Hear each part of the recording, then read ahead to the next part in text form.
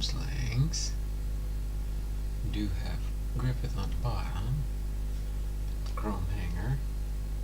Update. I'll talk about that. We got Connie Mack. Alright.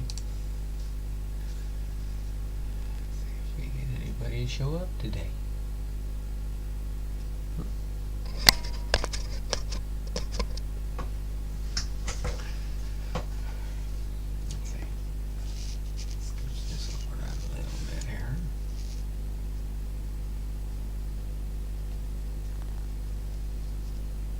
There we go.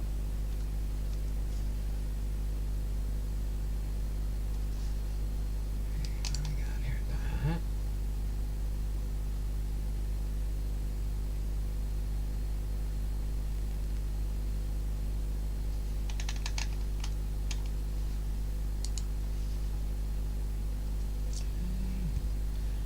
Down here. I've got to do a refresh on this one. Sensei Domino 15's in the house. God is great, Bernie. God is great. Right. See what's happening over here on my other computer here. Do my refresh. I'll go over my events that took place since Friday of last week to today. Had a busy extended weekend from Friday, Saturday, Sunday, Monday, Tuesday. Today's Wednesday. It was 5 days ago since my live. 5 full days. So hopefully you all were not missing me. I was missing me. But some things just take precedence in life. Come on, load up. Sensei Dama, God is great. Bernie H. Alright, let me get ready here. Click you in, go back to my live feed. I don't know why it's not.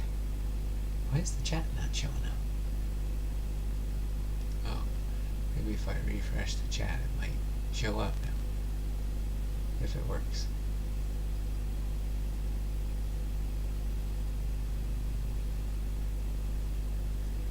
At least if not, I see it there and there.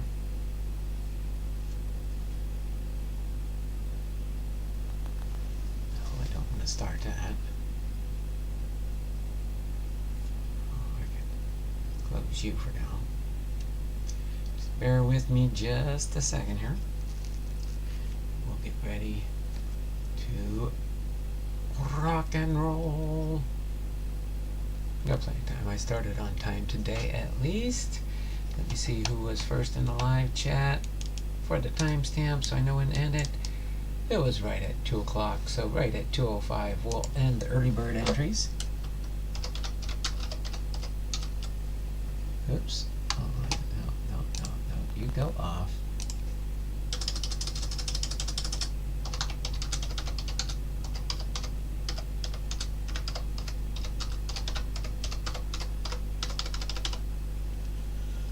Okay. So what do we got? What do we got? Got. Right at 2:05. So as we're getting ready, hopefully you guys did not miss me too much. But let me just start off with what took place on Friday. It involves this little item right here, which let me get that out of the way so I can see what I'm showing you here. I'll bring it closer to the camera in a second, but as most people know, we went Friday to my wife's cancer 1-year cancer follow-up to see if anything had returned or to make sure that they did get everything, and so far we're good to go. We'll wait another year and check again just to make sure nothing's popping up on the horizon. And then so while we were waiting to go in for my wife's doctor appointment, we were sitting there and this couple came in and they saw I was wearing my Navy hat, not this one here. I should have wore the Navy hat for the example today. That's downstairs. I wore it when I went to my wife's doctor appointment today, but this was just an easy one. They just had to do a blood draw in her prick her finger and check her blood count. Because she's on a blood thinner medication for life, so they always have to monitor that, usually once a month, but they're trying to get her regulated. But when we were in there, this person pulled out of his pocket this challenge coin, which I thought was kind of neat. It says, "Thank you for your service." He saw me with my retired Navy baseball cap on when we went to our doctor's appointment. In the area where they were going, it's a cancer center. So either I'm thinking it was the wife, because when we came out, the wife was not there, and then the husband was still sitting there reading his book or something that he was doing. But he gave me this, and it said, "Thank you for your service." He wanted to thank me, and on the back, I thought this was kind of neat. It explains what the coin is for. It says, "Honoring all who served. A veteran is someone who wrote a blank check made payable to the United States of America for an amount of up to and including their life." So I thought that was pretty touching and stuff. It almost brought me to tears. But another challenge coin. One of these days I'm going to get my challenge coins out. And in case if you were ever in the military, you've probably heard of these things. But boom.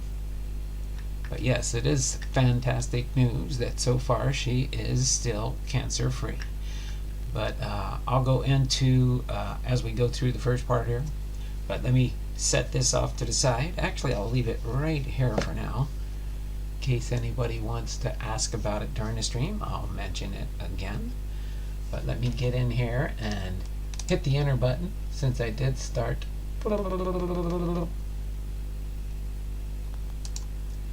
Alright, so let's go up here to the top, and I'm going to do our commercial break real quick, and then I will move some of this stuff off the break table here, okay? The new 2024 Patreon rookie class tiers. Did Robert show up yet? If Robert shows up, do a stop the show, or give me some stop signs or something like that. So I gotta mention something to Robert about his Patreon when he comes in, okay? But new 2024 Patreon rookie class tiers, which will include rookie cards, rated rookies, gold cups, rising stars, prospects, minor leaguers, etc. Triple tiers will contain one newer rookie card type. Alright, for $333, oh, by the way, they'll always round up on Patreon. I just did those dollar amounts so that I could create the different tiers in case I decide to mix things up with like a 222 or a 444, or I don't know if I'd do a 666. I'd probably do a 667. And anything in between. But for now, that's so the $333 would be actually $4. The $555 would actually be $6. The $777 would be $8. The $999, $10, $12, $23, and they do round up. So and then $34. Okay, when it comes to the billing, so that they don't want to bill you $11.11. I don't know. They probably have a reason for that, but I didn't know about that, or I would have changed the dollar amounts or figured out something quite like different. But that's what I noticed when Cards in My Car with Art Posada did get there. So boom, you get respectively on the triple threes tier 4 cards, triple fives 6 cards, triple sevens 8 cards, triple nines 10 cards. Okay, then the quad tiers ones 11 or 12 cards, quad 2s tier 6 25 cards, and quad 3s tier 7 40 cards. So that takes care of that right there. We will be doing, just so you do know, family mail call. It's kind of in order on the list there. We're going to be doing Connie Mack first, all right, followed by our trivia. We got a bunch of trivia to catch up on. Then we will do the Topps Chrome hanger box. We do have family mail call packages from Nikki Wilgus. That is Boomslang. And then Bernie H. I've got his package here from Bernie H. And I got another package right here from Steve Griffith. Okay, so these will be opened up after the biography, just so you do know. Try and squirrel these in off to the side here real quick. We'll open up the Chrome box, and then I'll open up the family mail call packages.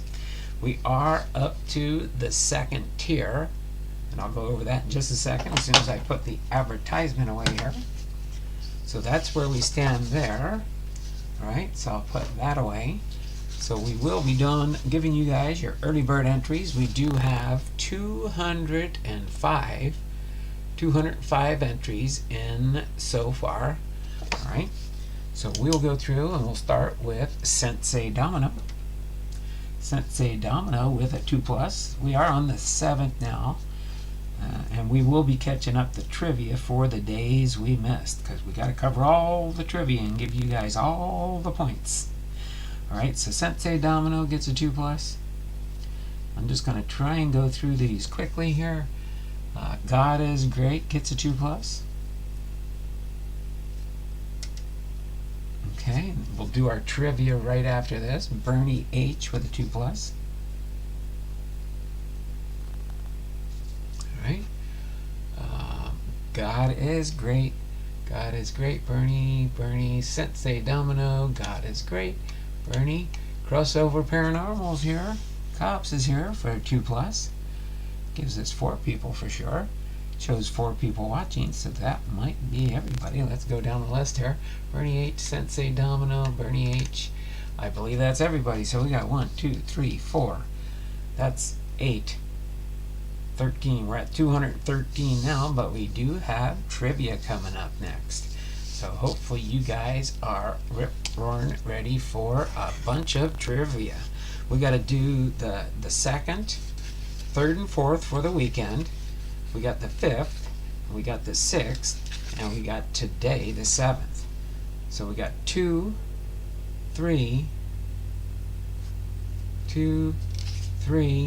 4, 5, 6, 7. We've got 5 trivias to do today. Okay? So hopefully you got your fingers all warmed up. I'll tell you how each one goes. So our first one here today deals with trades.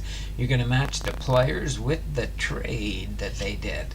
So it might be a little bit difficult, but there is one answer for each player. Okay?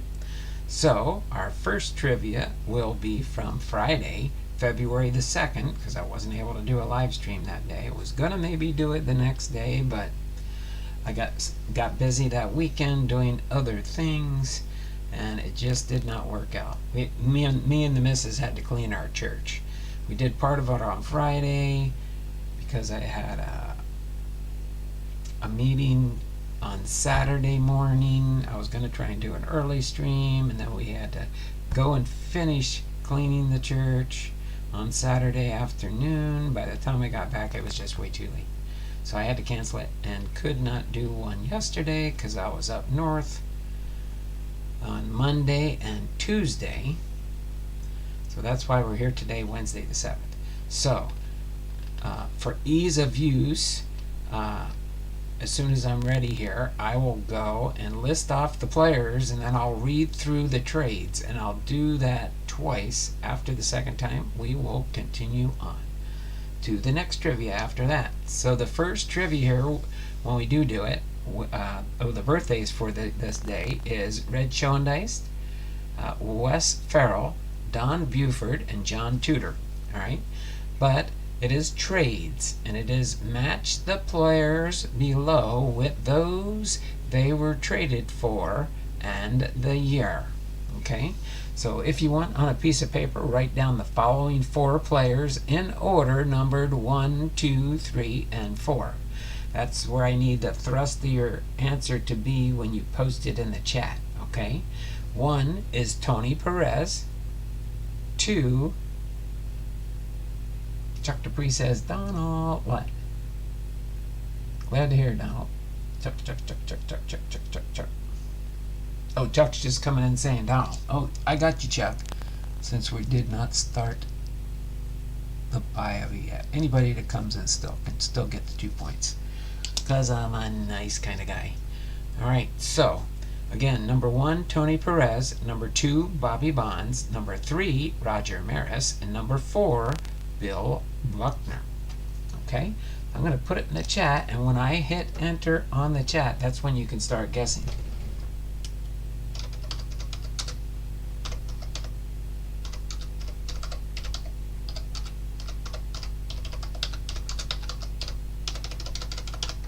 Okay, so again, match the players below with those they were traded for and the year. Okay, but all you have to do, you just have to put them in order after I read them. So number 1 again, Tony Perez. Number 2, Bobby Bonds. Number 3, Roger Maris. And number 4, Bill Buckner. All right, the letters, there's an A, a B, a C, and a D. So what I need you to do in the answers to make it easier for me so we can go through these trivia questions quicker is put on your paper 1, 2, 3, and 4 for Tony Perez is number 1, 2 is Bobby Bonds, 3 is Roger Maris, and 4 is Bill Buckner. And then I want you to put the letter A, B, C, and D to match up to the trades. And I'll read the trades here in a second, because you should have the names already, and then I will read through the entire question and answers one more time, and then I'll put it in the chat.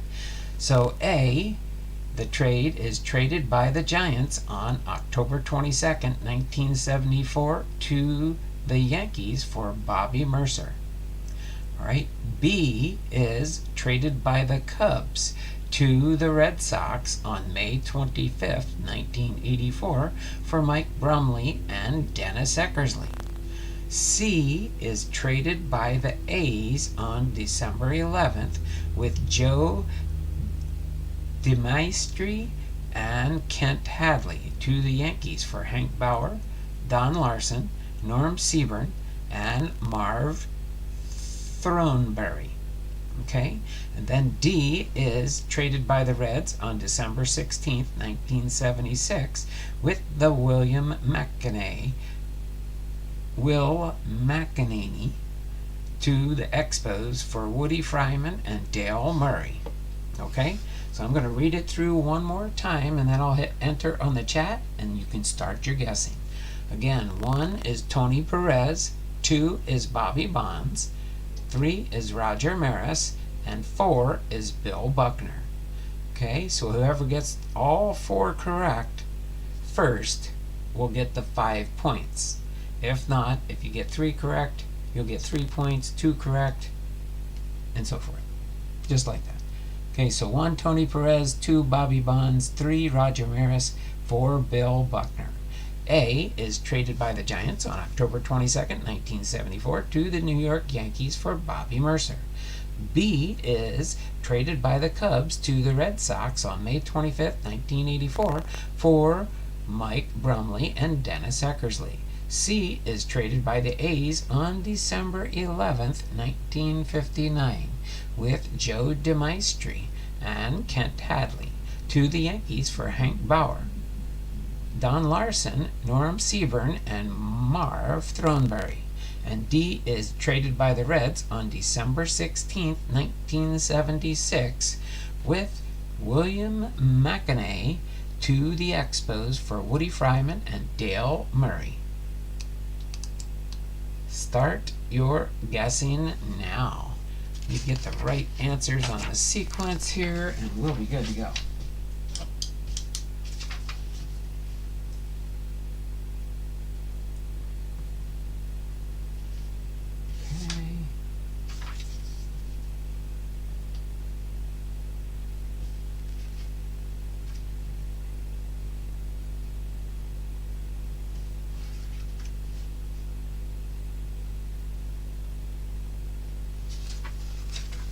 Okay.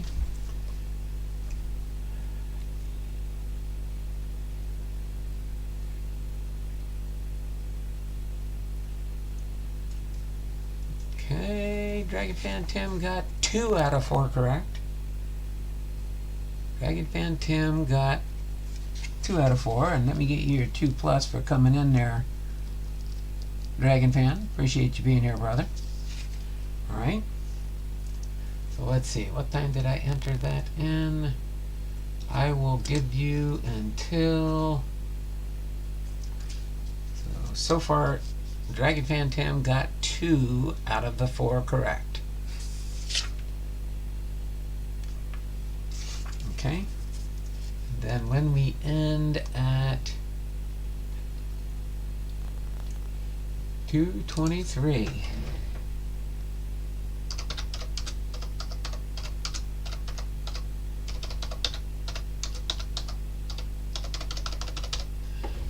So when I type end your guessing in the chat, that will be the end of the guessing period.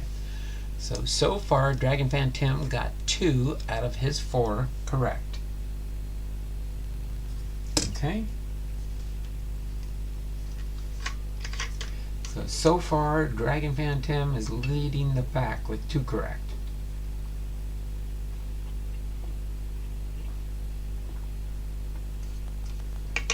Alright, got my handy dandy water. We'll open up a chrome hanger box with the 3 exclusive pink wave parallels. I've been noticing people opening these, sometimes they'll get 4 pink parallels. Let's see. Dragon Fan Tim put another one in. And let me see what he got. Oh.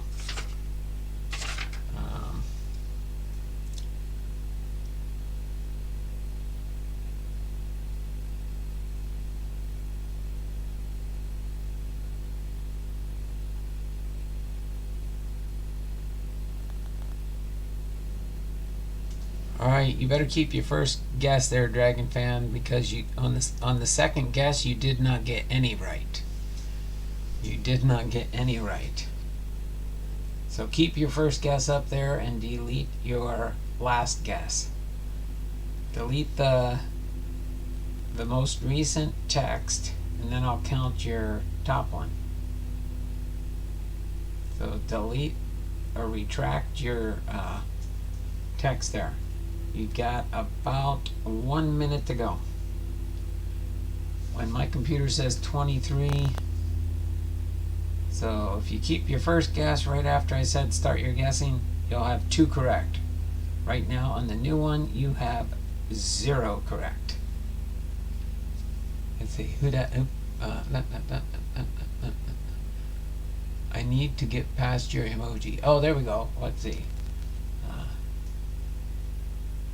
Chuck, you got all 4 correct. Chuck, you got all 4 correct. So Chuck Dupree Sports Card gets the 5. I need to get past my emoji. Okay, so Chuck got the 5 for that one. Okay, so again, here's the answers. I wrote them from the back. You can see it's the sequence would be 1 is D, 2 is A, 3 is C, and 4 is B, which makes the answers 1 is D, Tony Perez, 2 is A, Bobby Bonds, 3 is C, Roger Maris, and 4 is B, Bill Buckner. Okay? Let me put it on here, Chuck.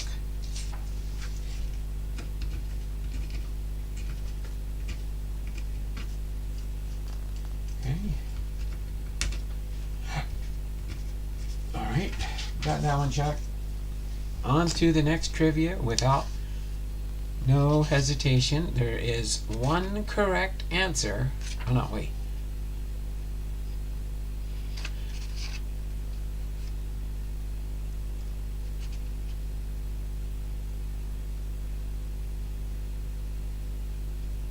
Okay, this one, yeah, it's 1.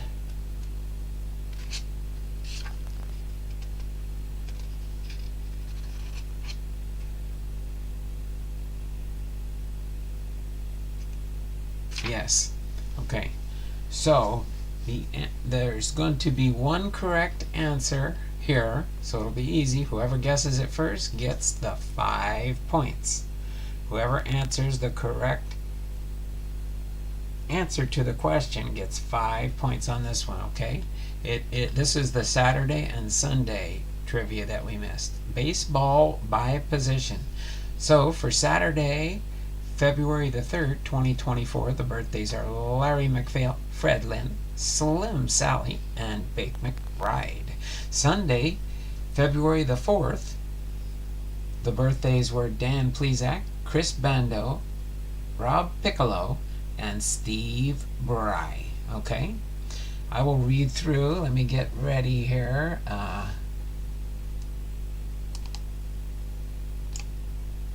just going to have to type it.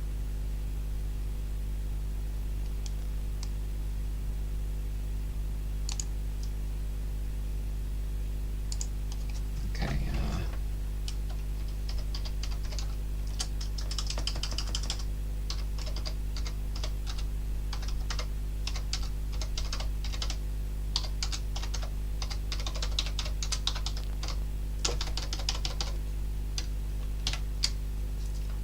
So I'll have this typed in for the rest of them.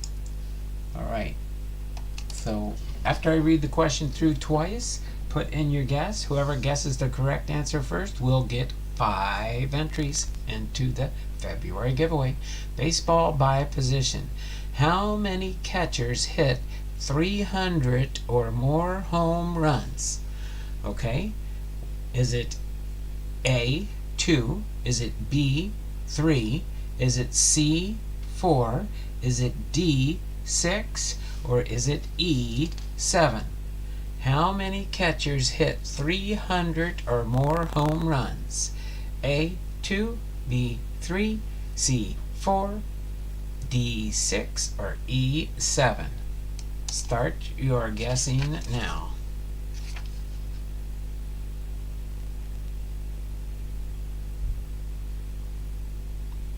Again, remember these are as of 2022 in your stats when you look things up, if you're doing that. Some people just like to throw in a wild guess and see if they can get it right. All right. So what do we show here? 7 people. So once we have at least 7 guesses, we'll end it. Right now I got Dragon Fan guessing, Chuck guessing, Bernie guessing. Hey Bernie. All right. So won't go too long here. I read it through twice. It's not that hard. All you got to do is guess one answer. Is it 2? Is it 3? Is it 4? Is it 6? Or is it 7? A, B, C, D, or E. Right now, we'll go for another couple seconds here, and then I will end the guessing.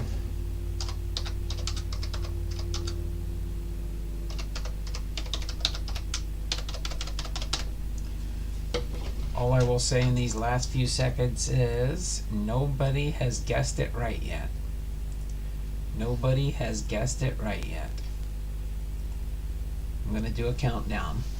10, 9, 8, 7, 6, 5, 4, 3, and Dragon Fan Tim got it right with 7. Okay, Dragon Fan Tim, you got that one. You retracted and you wrote a new answer. I'll give you your 5 entries here. Let me read the question. We'll move on to Monday's trivia. So it says, how many catchers hit 300 or more home runs? And it was E, 7. And the 7 are as follows. The 7 are Mike Piazza with 427 home runs, Johnny Bench with 389 home runs, Carlton Fisk with 376, Yogi Berra with 358, Gary Carter and Lance Parrish with 324 tied, and Ivan Pudge Rodriguez with 311. So congratulations there, Dragon Fan Tim.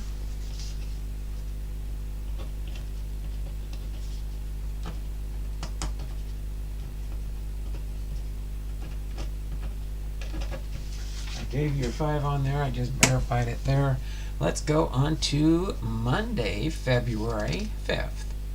Okay, the baseball birthdays for this past Monday were Hank Aaron, Roberto Alomar, Roger Peckinpah, and Max Flack. Okay, this one will be another 5-pointer, and it's labeled Baseball by the Numbers. Baseball by the numbers. Okay, so put down on a piece of paper 1, 2, 3, 4, and 5. There is 5 correct answers. Okay, there's 5 correct answers out of 4 choices. Okay, out of 4 choices.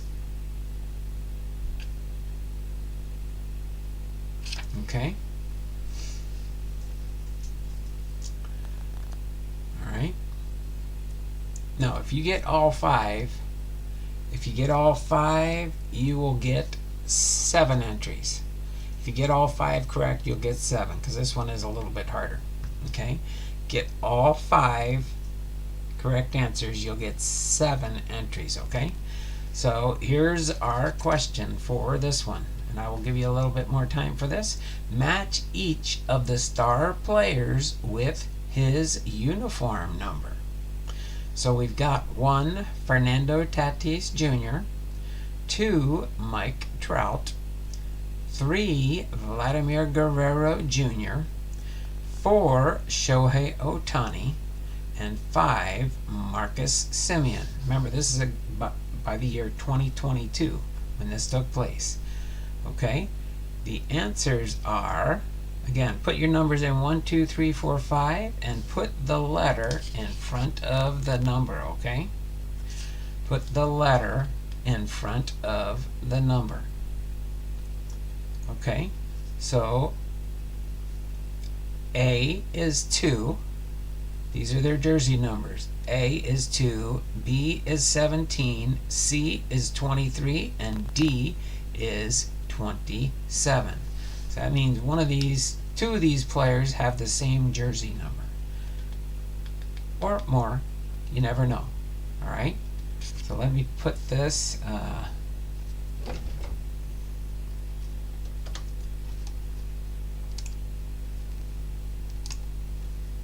I'll read it through one more time. Match each of the star players with his uniform number. 1 is Fernando Tatis Jr., 2 is Mike Trout, 3 is Vladimir Guerrero Jr., 4 is Shohei Ohtani, and 5 is Marcus Semien. And the letters for the jerseys are A is 2, B is 17, C is 23, and D is 27. Start your guessing now. I'll match these up on the paper so the answers will be quicker. Again, put the letter of the jersey number in front of the number of the play, the order of the players I gave you.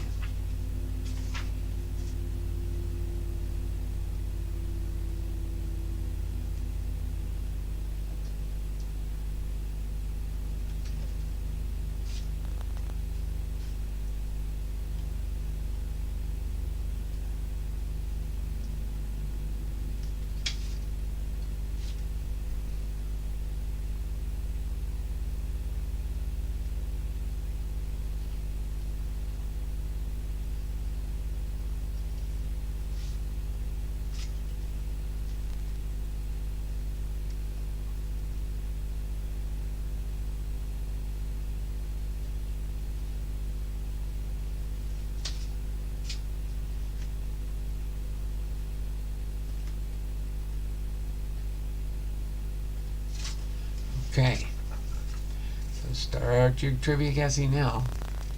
It's already there. I know this one's a little bit harder. I'll go through the numbers one more time. 1 is Fernando Tatis Jr., 2 is Mike Trout, 3 is Vladimir Guerrero Jr., 4 is Shohei Ohtani, and 5 is Marcus Semien. Then the jersey numbers in order by letter. A is 2, B is 17, C is 23, and D is 27. Okay. So while you guys are guessing, I will give you more time on this one. So we will go to 30.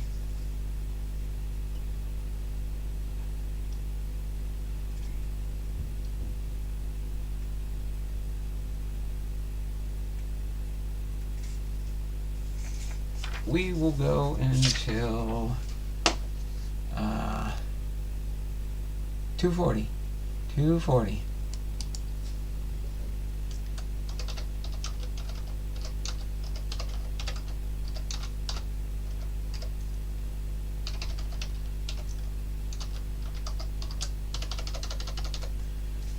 That'll give you guys time, unless somebody answers all 5 correctly for the 7 points. So let me get a sip of water quick. We'll have 2 more trivias. The next one will be 1 answer, which makes it easy. And then the last one will be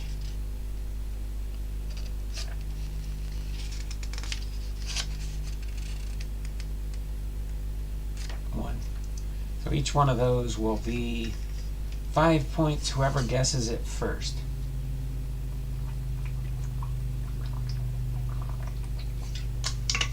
So this current one will be the last difficult one. Remember, all you gotta do is look up the player and their jersey number, and you should be able to match things up here.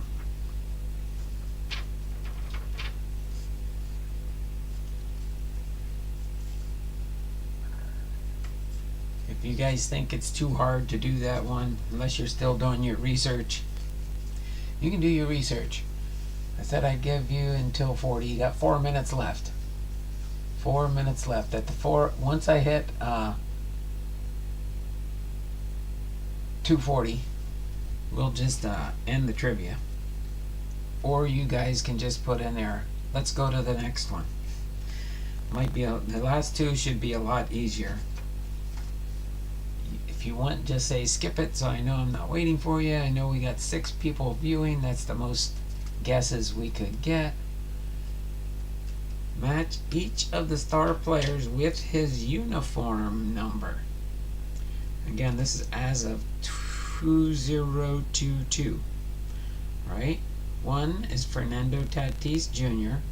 2 is Mike Trout. 3 is Vladimir Guerrero Jr. 4 is Shohei Ohtani. 5 is Marcus Semien.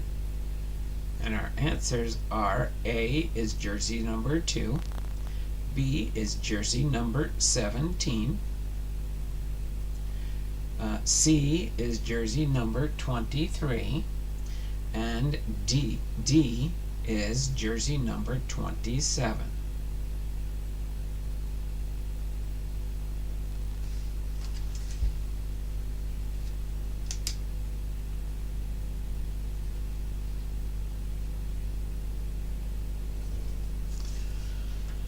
Nobody wants to guess on this one? We got 2 minutes left. 2 minutes left. I know this is kind of like dead time here. Should have gave you no. I think the timeline I gave you is about 8 minutes almost, so 7 minutes from 2:33 to 2:40. Should give you plenty of time to just type in Fernando Tatis jersey number, Mike Trout jersey number, Vladimir Guerrero Jr. jersey number, Shohei Ohtani jersey number, Marcus Semien jersey number. Somebody can give a wild guess. Even at the end, we got 1 more minute left. At least guess whoever guesses the most without getting all 5. You'll still get at least 1 entry for each correct guess. Come on. Where's your sense of adventure? Gotta at least guess. If you don't guess, you can't cry. If you can't cry, you don't know what's going on. By the way, don't forget, thummies up, thummies up, thummies up for me. Still waiting for those thummies up. We only got, I only showed 2. While we're waiting here, let me try for a refresh. See if I can catch anything on a refresh. Maybe there is some more thumbs up. If we get more bonus thummies up before the end, I'll open up a blaster box of 2023 Stadium Club. And the winner is... We got 240, so I got the chat. I need the chat to come back up so I can end this trivia, and we'll go trivialist for this question. We got 7 thumbs up, I see. Oh.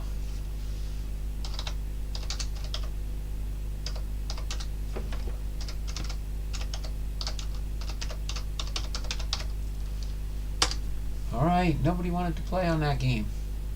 That's okay. Alright, let me go over the answers here real quick. Let me go over the answers and you'll see what they would have been if you would have guessed.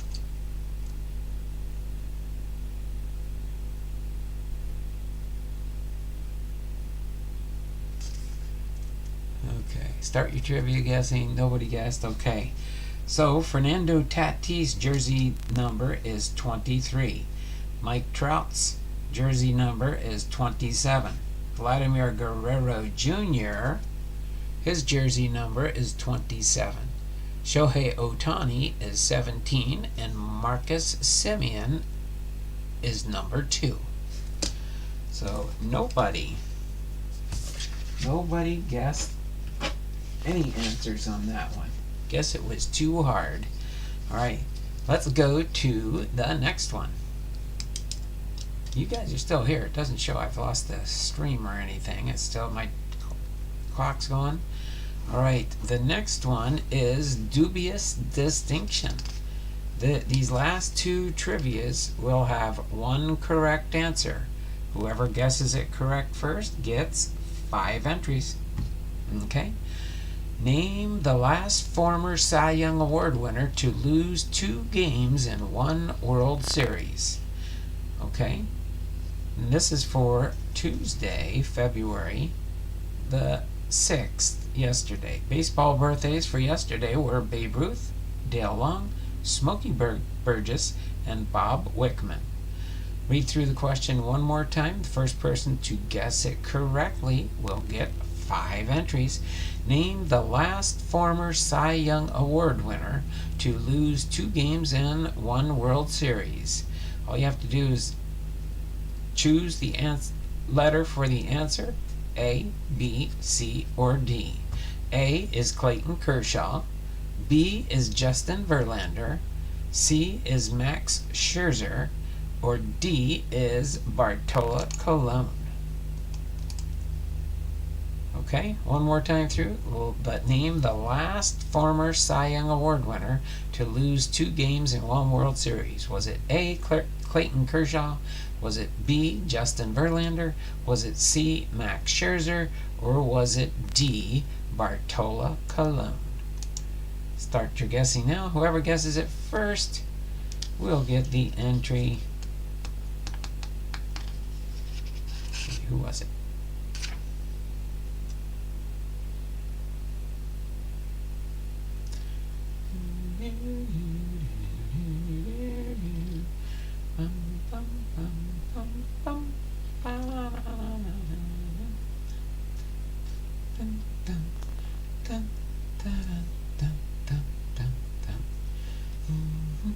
All you gotta do is randomly choose a letter for either A, Clayton Kershaw, B, Justin Verlander, C, Max Scherzer, and D, Bartolo Colon. 1 guess per person. So you got... We'll give it another minute, maybe less. All you got to choose is 1 out of 4. 1 out of 4. No correct answer, but you cannot change during this trivia. You have to give 1 choice, and then other people have a chance. Okay. I'm going to let it go till 2:45 on my computer, and then I'm going to end this trivia. Where'd everybody go? We still got 6 people watching. 7 thumbs up.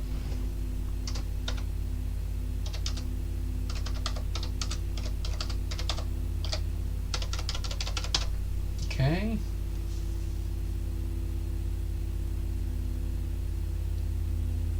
Just 2 minutes, because this is an easy one. One of 4 answers. Name the last former Cy Young Award winner to lose 2 games in one World Series. A. Clayton Kershaw. B. Justin Verlander. C. Max Scherzer. And D. Bartola Colon. Nobody wanted to guess on that one, huh? Boom slang, yo! And the trivia, nobody got a correct answer on that one. And since they dominated, it was not Scherzer, it was Verlander. It was Verlander. B. Verlander was the correct one, and the correct answer is B. Verlander, who copped 3 Cy Young Awards, lost games 2 and 6 of the 2019 World Series to the Nationals, who went on to beat the Astros in 7 games. Verlander allowed 12 hits and 7 earned runs in 11 innings, bringing the lifetime series record to 1-6. So nobody got that one. That's 2 in a row. No answers for the trivia. Striking out. Going on to our last trivia of the day. Dang, I knew that one, but was sleeping for the question. Sorry there, Mickey. All right, last one for today. Catching up. This is Wednesday, February the 7th. The baseball birthdays for today are Carney Lansford, Dan Quisenberry, Bert Hooton, and Benny Ayala. We'll tell you there is only one correct answer. Whoever gets the correct answer first gets 5 entries into the monthly giveaway. Okay? Let me get this ready real quick. When you start the guessing, and we will go no longer than 2 minutes unless somebody guesses it correctly quick. Team history. Who was the first New York Giants player to win an MVP? Was it A. Carl Hubble, B. Willie Mays, C. Mel Ott, or D. Larry Doyle? Who was the first New York Giants player to win an MVP? Was it A. Carl Hubble, B. Willie Mays, C. Mel Ott, or D. Larry Doyle? Start your guessing now.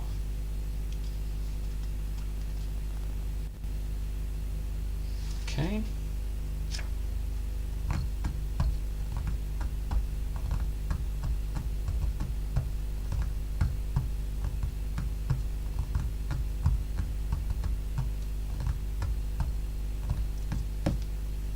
D. Doyle. Boom Slang got it. Boom Slang, you got that one.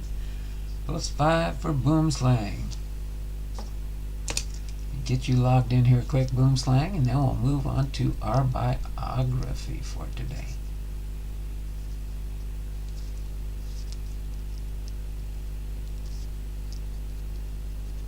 Okay, set this off to the side for now. Get on to our next round. I'll go over the information on the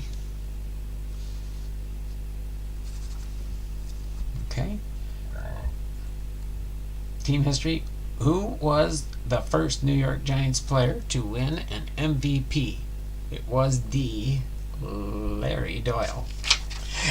I'll read the stats and the information on that one. D. In 1912, second baseman Doyle became just the second National Leaguer to win the award following Frank Schulte in 1911. Doyle, who edged out Pirates shortstop Honus Wagner 48 voting points to 43, batted .330 and scored 98 runs on 184 hits that season. The Giants grabbed the pennant but lost 4-3-1 to the Red Sox and their MVP Tris Speaker in the World Series. So there you go. Congratulations there, D. Doyle. Appreciate that. That was cool. Wow, that was a real guess in the dark. All right, I'll set those off to the side here. We're gonna get ready now. Don't have much. but I do have one Connie Mack other than his. Oops, I grabbed the rest of my week. Thursday, Friday, and Saturday. Oh yeah, by the way, this week I will be doing a Saturday stream. This week I will be doing a Saturday stream, and I will announce by Friday what time we'll be doing it. Okay? So I've got, actually, let me put this one over here. If anybody has a question about that, I'll be glad to tell you the quick story behind it. Let's get that one there and get Connie Mack's little violet chip here, violet and mint chip. Okay, we'll put that right there. I probably do have some Connie Macks in my Hall of Fame boxes that I have not sorted alphabetically by name yet. That's another project, hopefully, for this year, along with sorting the rest of my baseball cards by teams. Okay, so we are going to get ready for Connie Mack's biography next. Okay? I'm going to do Connie Mack's biography, and then we'll get into our Topps Chrome update hanger, and then the 3 family mail call packages I got. They're in the description of the title if you want to know. I think. Maybe not.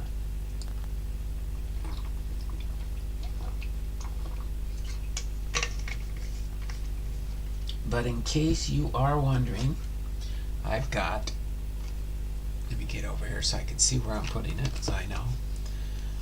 We got the Topps Chrome hanger box for 2022 update. Might be able to get a J-Rod rookie out of that one. I've got this from Mickey, Boomslang. I got a family mail call package from Boomslang. We got a family mail call package from Bernie H. And then we got from Steve Griffith in Pensacola, we got a package from him. Alright, he usually sends me Seattle Mariners, so I got one guess as to what's in there. Alright, so we will do these right after the biography here. Or after the biography, we will do the Topps Chrome hanger box, which I will set right here under this challenge coin. Let me put that right up there. There. So we'll do the biography. We got the violet chip there, and then we will do the hanger box. Okay? So Connie Mack. Everybody probably is familiar with Connie Mack. It says Cornelius McGillicuddy, born December 22nd, 1862, and passed away on February the 8th, 1956, better known as Connie Mack, was an American professional baseball catcher, manager, and team owner, the longest-serving manager in Major League Baseball. History: he holds records for wins 3,731, losses at 3,948, and games managed 7,755 games. Mack's victory total of 829, more than the record highest total of 2,902. Wins by Tony La Russa. Mack's lead in career losses is even greater, 1,433, higher than the second highest total, La Russa's 2,515. Mack managed the Philadelphia Athletics for the club's first 50 seasons of play, starting in 1901, before retiring at age 87 following the 1950 season, and was at least part owner from 1901 to 1954. He was the first American League manager to lead a team to 100 wins, doing so in 1910, 1911, 29, 30, and 31. His 5 100-win seasons are the second most in MLB history, with only 2 other managers surpassing him. He was the first manager to win the World Series 3 times, and he is the only manager to win consecutive series on separate occasions in 1910, 11, and 29 and 30. His 5 series titles remain the 3rd most by any manager.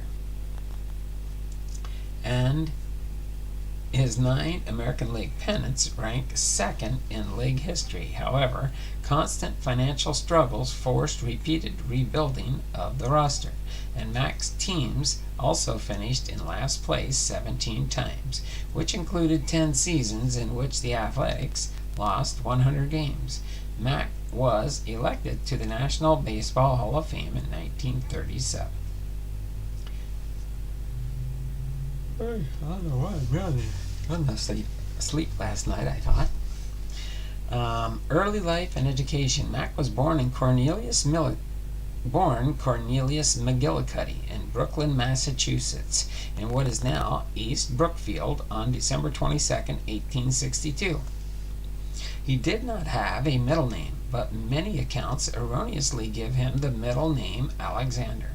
This error probably arose because his son Cornelius McGillicuddy Jr. took Alexander as his confirmation name.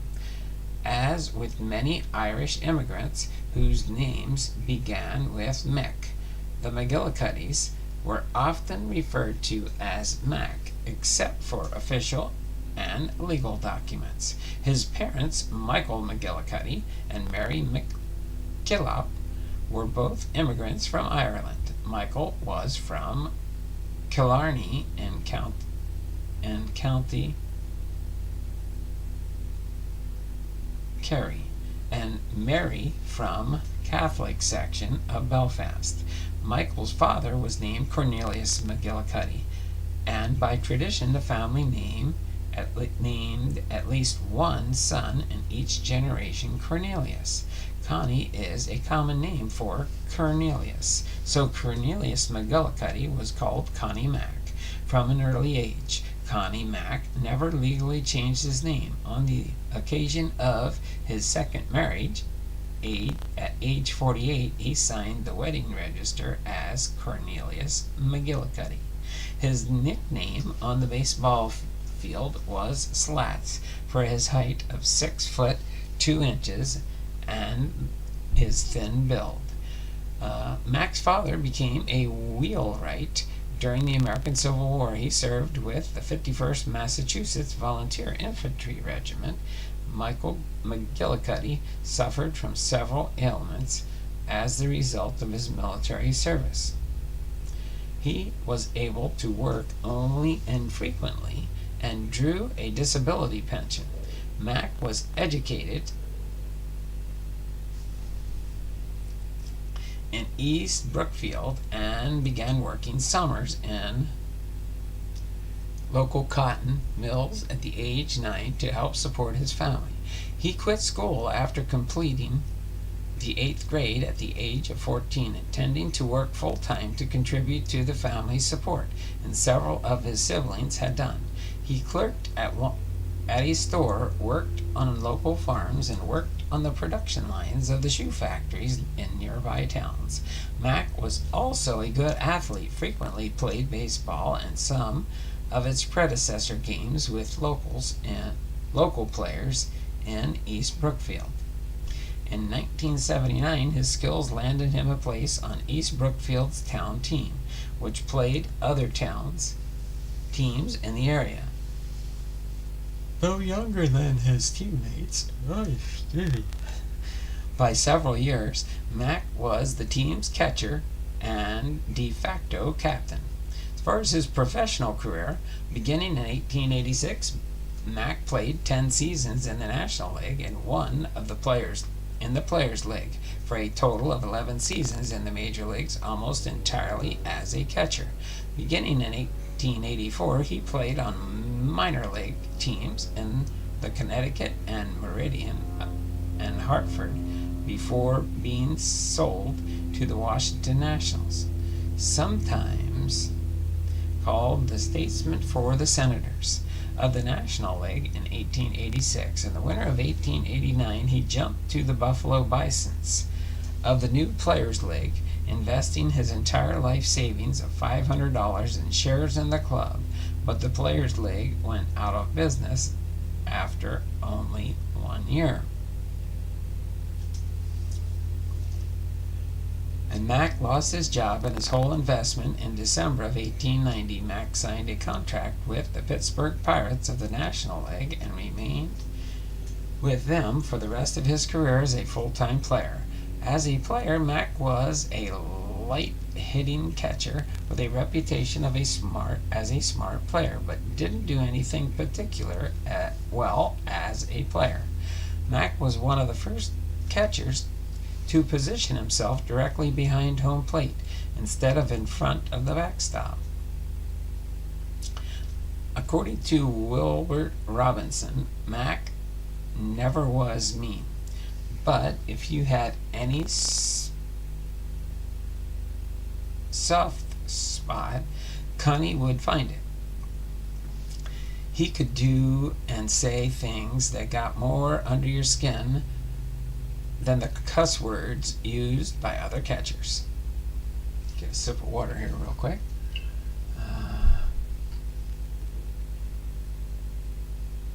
Now that was a real guess in the dark. Oh, Boomslang says, did you do any mail? Not yet. We're going to do that after the biography. We'll do the Topps Chrome hanger box, and then we'll get into the mail. Yours is on top, followed by Bernie H., followed by Steve Griffin.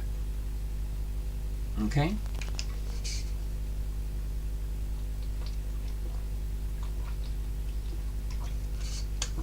And I know you asked that a little bit ago, but just to be safe, I didn't want to ignore you there, Mickey. All right. So, in addition to verbally reading batters to distract them, he developed the skills such as blocking the plate to prevent base runners from scoring and faking the sound of a foul tip. He was probably responsible for the 1891 rule change requiring that a batter must have 2 strikes against him in order to be called out if the catcher caught a foul tip, besides tipping bats to fake the sound of a foul tip. Mack became adept at tipping bats to throw off the hitter's swing.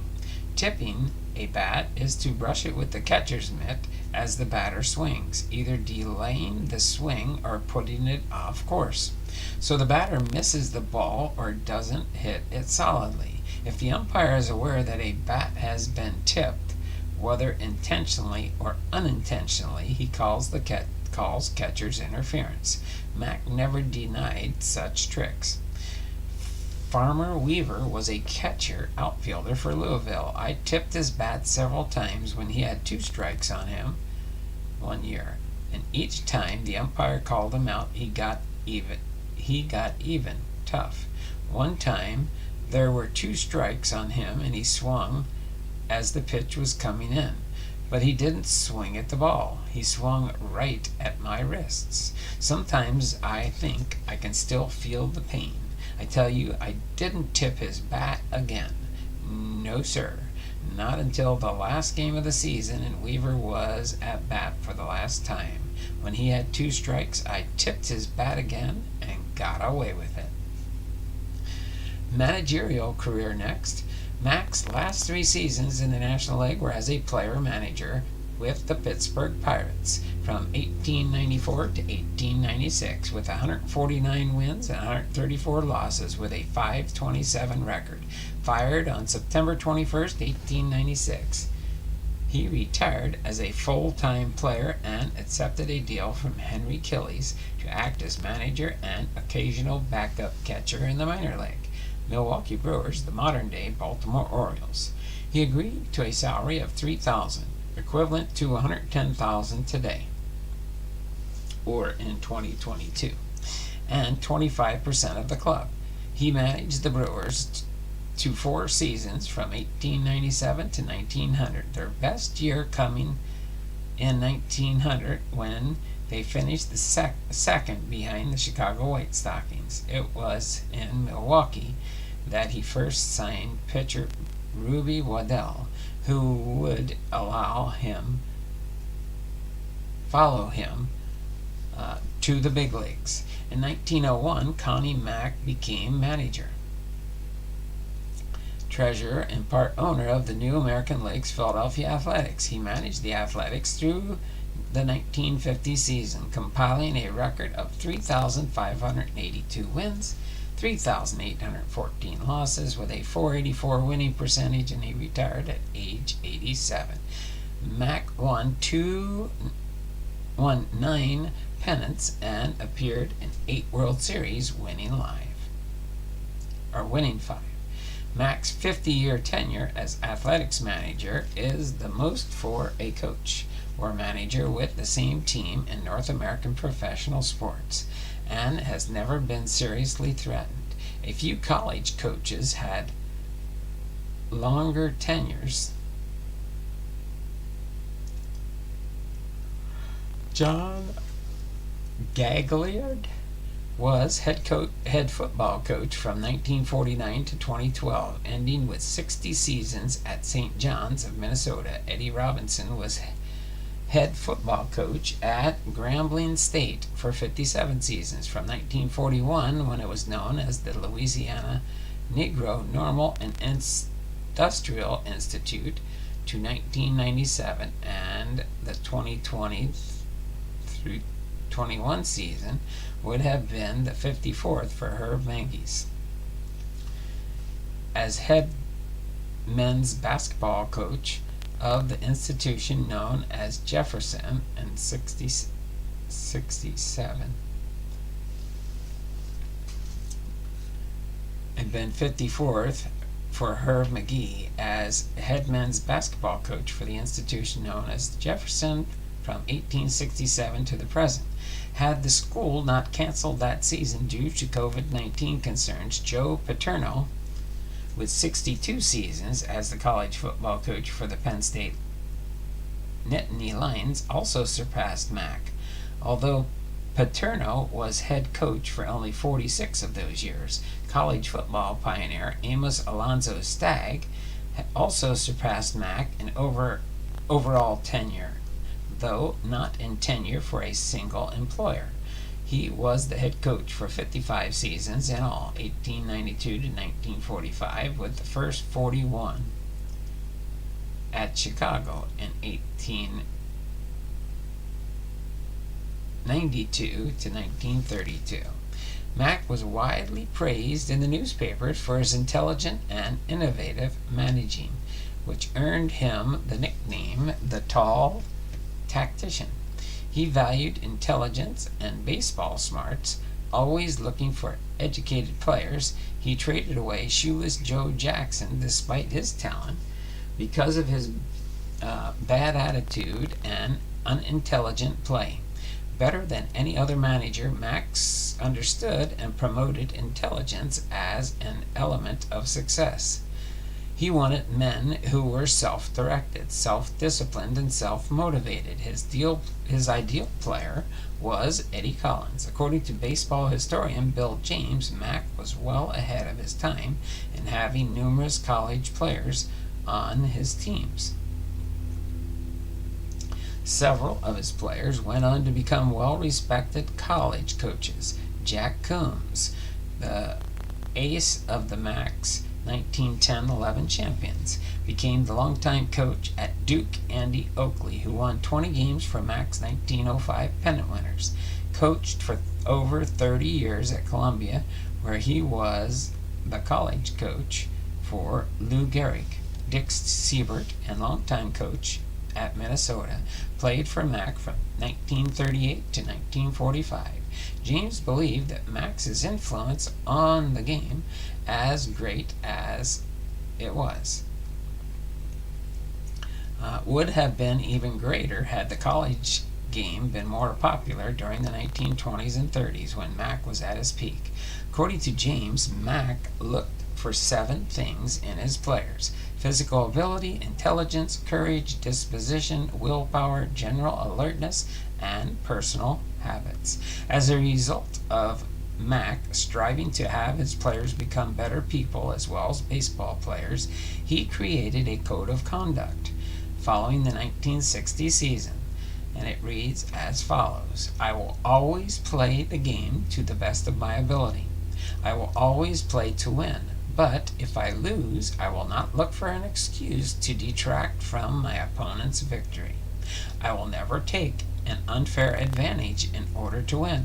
I will always abide by the rules of the game on the diamond as well as in my daily life. I will always conduct myself as a true sportsman on and off the field. Playing field. I will always strive for the good of the entire team rather than for my own glory.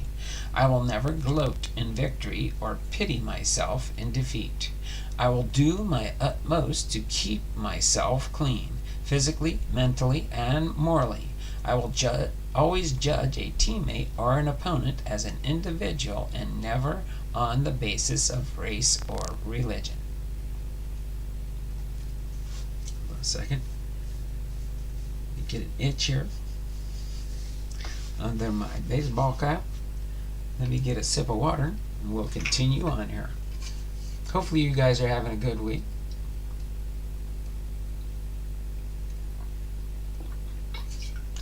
I can think. Oh, I can't even see the whole thing. Alright, let me do a refresh here. That way I know where I left off on the chat too. Sensei says, I can think of a few players that should take that to heart. There you go. I understand that, Sensei Dono. He also looked for players with quiet and disciplined personal lives, having seen many players in his playing days destroy themselves and their teams through heavy drinking. Mack himself never drank. Before the 1910 World Series, he asked all his players to take the pledge not to drink during the series. When Topsy Hartzell told Mack he needed a drink the night before the final game, Mack told him to do what he thought best. But in these circumstances, if it was me, I'd die before I took a drink. In any event, his managerial style was not tyrannical, but easygoing. He never imposed curfews or bed checks and made the best of what he had. Ruby Waddell was the best pitcher and the biggest gate attraction of Mack's first decade as the A's manager. So he put up with his drinking and general unreliability for years, until it began to bring the team down and the other players asked Mack to get rid of Waddell.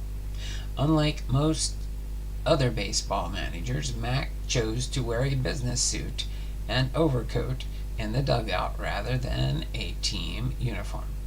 Mack's strength as a manager was finding the best players, teaching them well, and letting them play. He did not believe in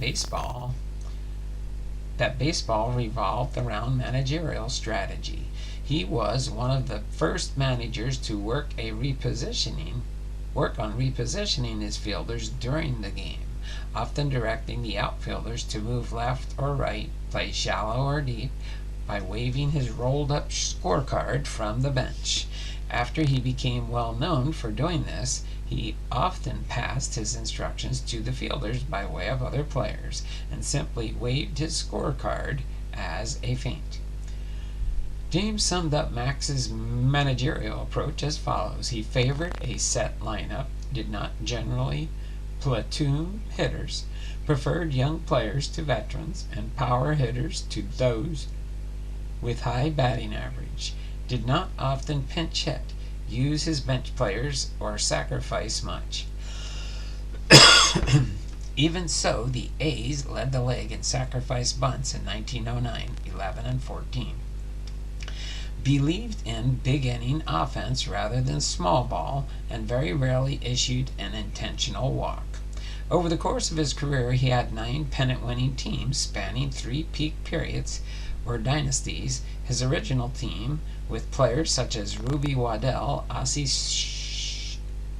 Shirkungast, and Eddie Plank, won the pennant in 1902 when there was no World Series in 1905.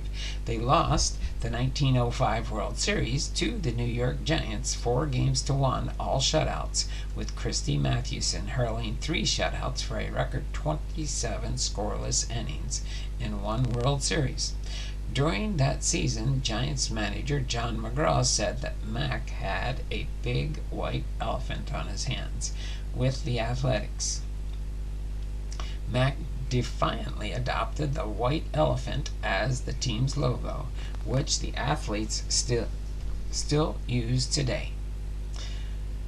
As that first team aged, Mack acquired a core of young players to form his second-grade team, which featured Mack's famous $100,000 infield of Eddie Collins, home run baker Jack Barry, and Stuffy McGinnis. These athletics, captained by the catcher Ira Thomas, won the pennant in 1910, 11, 13, and 14, beating the Cubs in the World Series in 1910 and the Giants in 1911 and 13, but losing in 1914 in 4 straight games to the miracle Boston Braves, who had come from last place in late July to win the National League pennant by 6.5 games over the Giants. That team was dispersed due to financial problems, from which Mack did not recover until the 20s, when he built his third team. The 1927 Athletics featured several future Hall of Fame players, including veterans Ty Cobb, Zach Wheat, Eddie Collins, as well as young stars like Mickey Cochran, Lefty Grove, Al Simmons, and rookie Jimmy Fox. The team won the pennant in 1929, 1930, and 1931, beating the Chicago Cubs in the 1929 World Series, when they came from an 8-0 behind in Game 4, plating a series record 10 runs in the 7th inning and winning the game 10-8, and then from 2 runs down in the bottom of the 9th in Game 5 for a walk-off series win, and easily defeating the St. Louis Cardinals in 1930. The following year, the St. Louis beat the A's in 7 games, led by Pepper Martin. That team was dispersed after 1932, when Mack ran into financial difficulty again. By 1934, as the A's had fallen into the second division, although Mack intended to rebuild a third time, he would never win another pennant. The Athletics' record from 1935 to 1946 was dismal, finishing in the basement of the American League every year except 5th place finish in 1944. World War II brought further hardship due to personal shortages. Got an itch. In addition, as Mack entered the 80s, his once keen mind began fading rapidly. Mack would make strange decisions which his coaches and players usually overruled, making inexplicable outbursts and call for players from decades earlier to pinch hit. He spent most games asleep in the dugout, leaving his coaches to run the team most of the time. According to outfielder Sam Chapman, he could remember the old-timers, but he had a hard time remembering the names of the current players. Shortstop Eddie Juice said he wasn't senile, but there were lapses. Despite growing speculation he would step down, Mack brushed it all off and stated that he simply would keep managing as long as he was physically able to do so. According to Bill James, by the time Mack recovered again financially, he was old and out of touch with the game, so his career ends with 18 years of miserable baseball. It was generally agreed that he stayed in the game too long, hurting his legacy. He was unable to handle the post-World War II changes in baseball, including the growing commercialization of the game. His business style was no longer viable in post-World War II America due to various factors, including increased expense of running a team. For instance, he never installed a telephone line between the bullpen and dugout. Despite the circumstances, the octogenarian Mack led the team to 3 winning seasons in 1947 through 49, including a 4th place finish in 1948. With the A's unexpected resurgence in 1947 to 49, there was hope that in 1950 Mack's 50th anniversary as A's manager would bring a pennant at last. However, the A's never recovered from the dreadful May in which they only won 5 games. By May 26th, the A's were 11-21, 12 games out of first. And it was obvious the season was a lost cause. On that date, his sons Earl, Roy, and Connie Jr. persuaded their father to promote Jimmy Dykes, who had been a coach since 1949, to assistant manager for the remainder of the season. Dykes became the team's main operator in the dugout and would take over managerial reins in his own right in 1951. At the same time, Cochran was named general manager, thus stripping Connie Sr. of his remaining authority. 6 weeks after the mid-season retirement, Mack was honored by baseball when he threw out the ceremonial first pitch, the 1950 All-Star Game. Red Smith wrote about his managerial style at the end of his career. Toward the end, he was old and sick and saddened, a figure of forlorn dignity, bewildered by the bickering around him as the baseball monument that he had built crumbled away. At the time of his retirement, Mack stated, "I'm not quitting because I'm getting old. I'm quitting because I think people want me to." As far as when he was an owner, let me get a sip of water again real quick.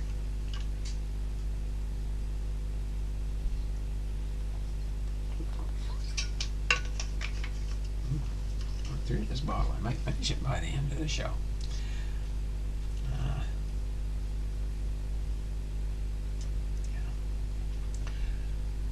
The American League's White Knight, Charles Summers, provided the seed money to start the Athletics and several other American League teams. However, plans called for local interest to buy out Summers as soon as possible. To that end, Mack persuaded sporting goods manufacturer Ben Shibe, a minority owner of the rival Philadelphia Phillies, to buy a 50% stake in the team, an offer sweetened by Mack's promise that Shibe would have the exclusive right to make baseballs for the American League.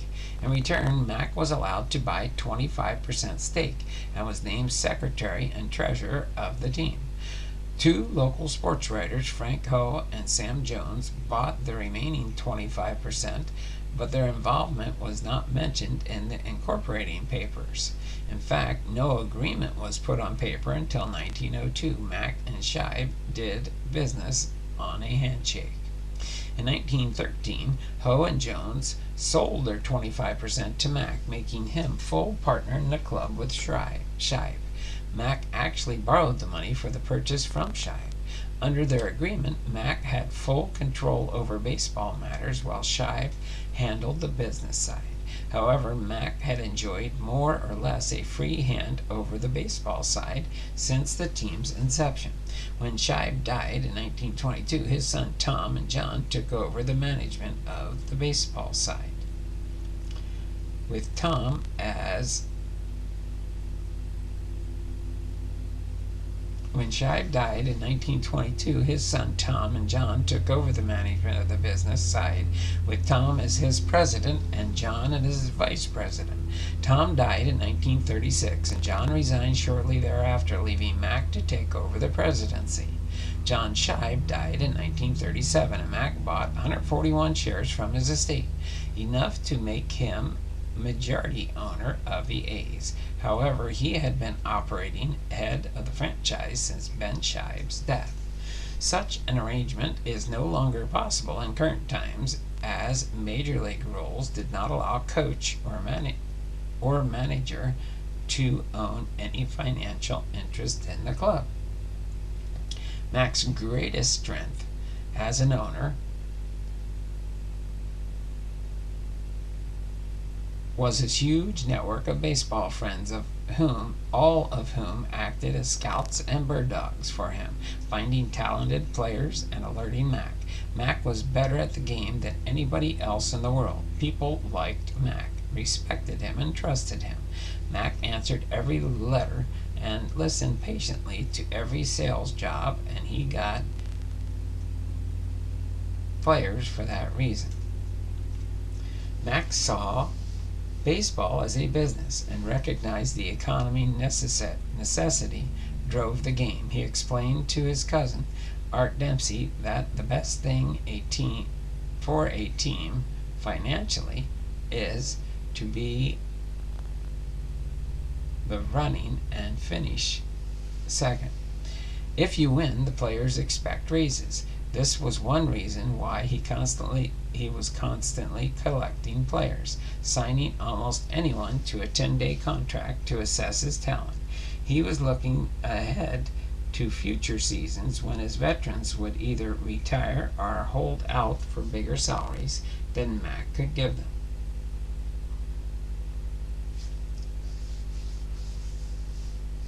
We still got some people here. Sex, it looks like. Doing pretty good here. Let's see how long we've been going. Hour and 26 minutes. We're doing well for this catch-up type time here. With the 1929 onset, the Great Depression, Mack struggled financially against and was forced to sell the best players from the second-grade championship teams such as Lefty Grove and Jimmy Fox to stay in business. Although Mack wanted to rebuild again and won more championships, he was never able to do so, owing to a lack of funds. Even before then, he either did not or could not invest in a farm system. Mack celebrated his 70th birthday in 1932, and many began wondering if his best days were behind him. Even as bad as the A's got during the next 2 decades, he stubbornly retained full control over baseball matters long after most teams had hired a general manager. This continued even after he became a majority owner.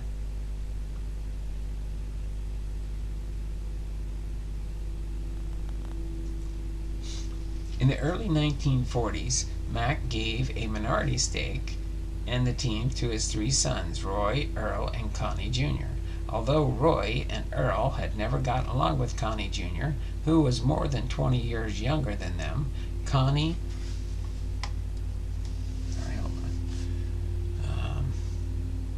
Jr.'s demands to the end of the team's bargain basement way of doing business. One of the few things on which they agreed was that it was time for their father to step down. Connie Jr. was only able to force through other minor improvements to the team and rapidly crumble Shibe Park through an alliance with the Shibe heirs. When it became apparent that his older brothers weren't willing to go further, Connie Jr. and the Shibes decided to sell the team. However, Roy and Earl countered by buying out their younger brother, persuading the father to support them. In order to pull off the deal, however, they mortgaged the team to the Connecticut General Life Insurance Company, now part of Cigna. Yearly payments of $200,000 drained the team of badly needed capital and ended any realistic chance of the A's winning against their Mack's stewardship.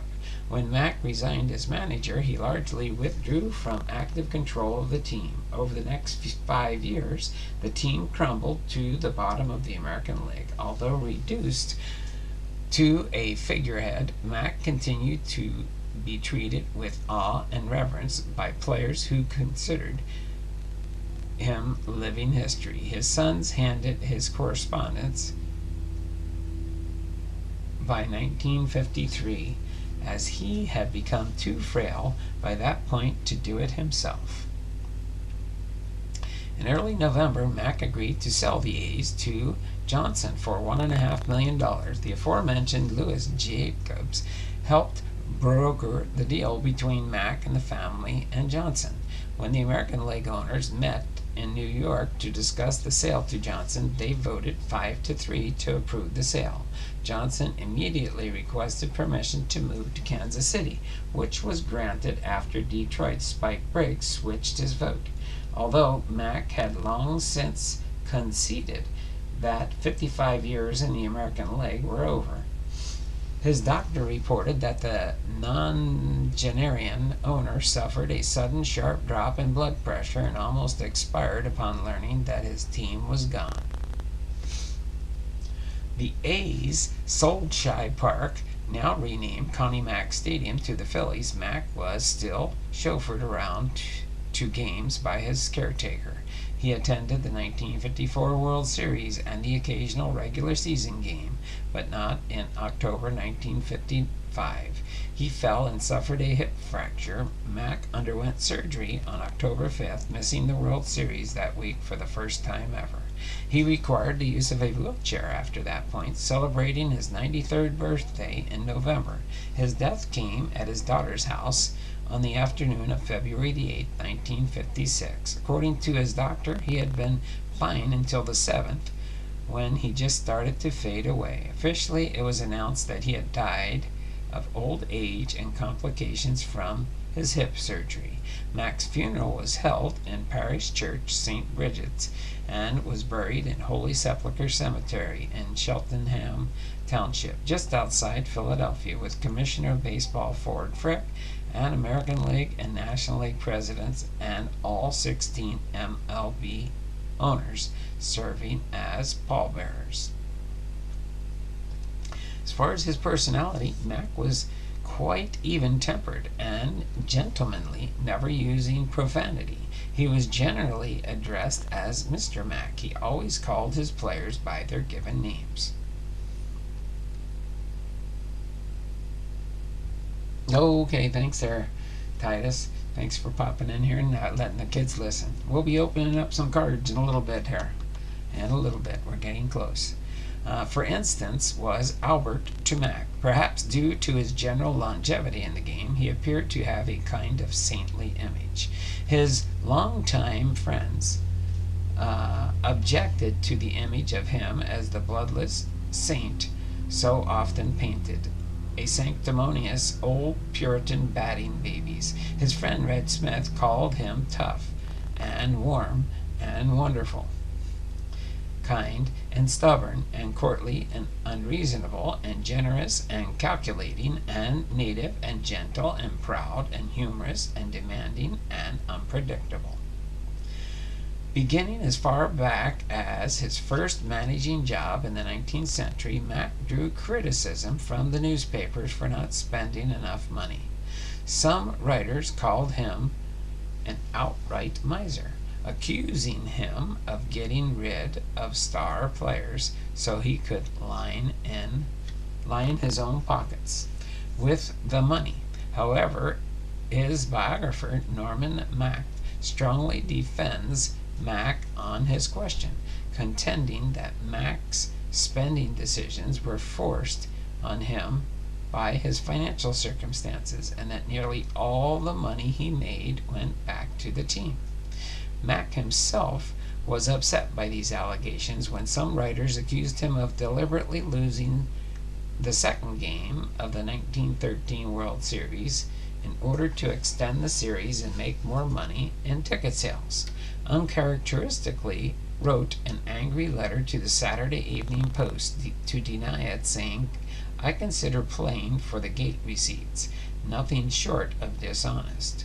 With the Athletics leading the series 3-1, several New York writers predicted that the Athletes would deliberately lose Game 5 in New York so that Mack would have to refund the $50,000 in ticket sales for Game 6 in Philadelphia.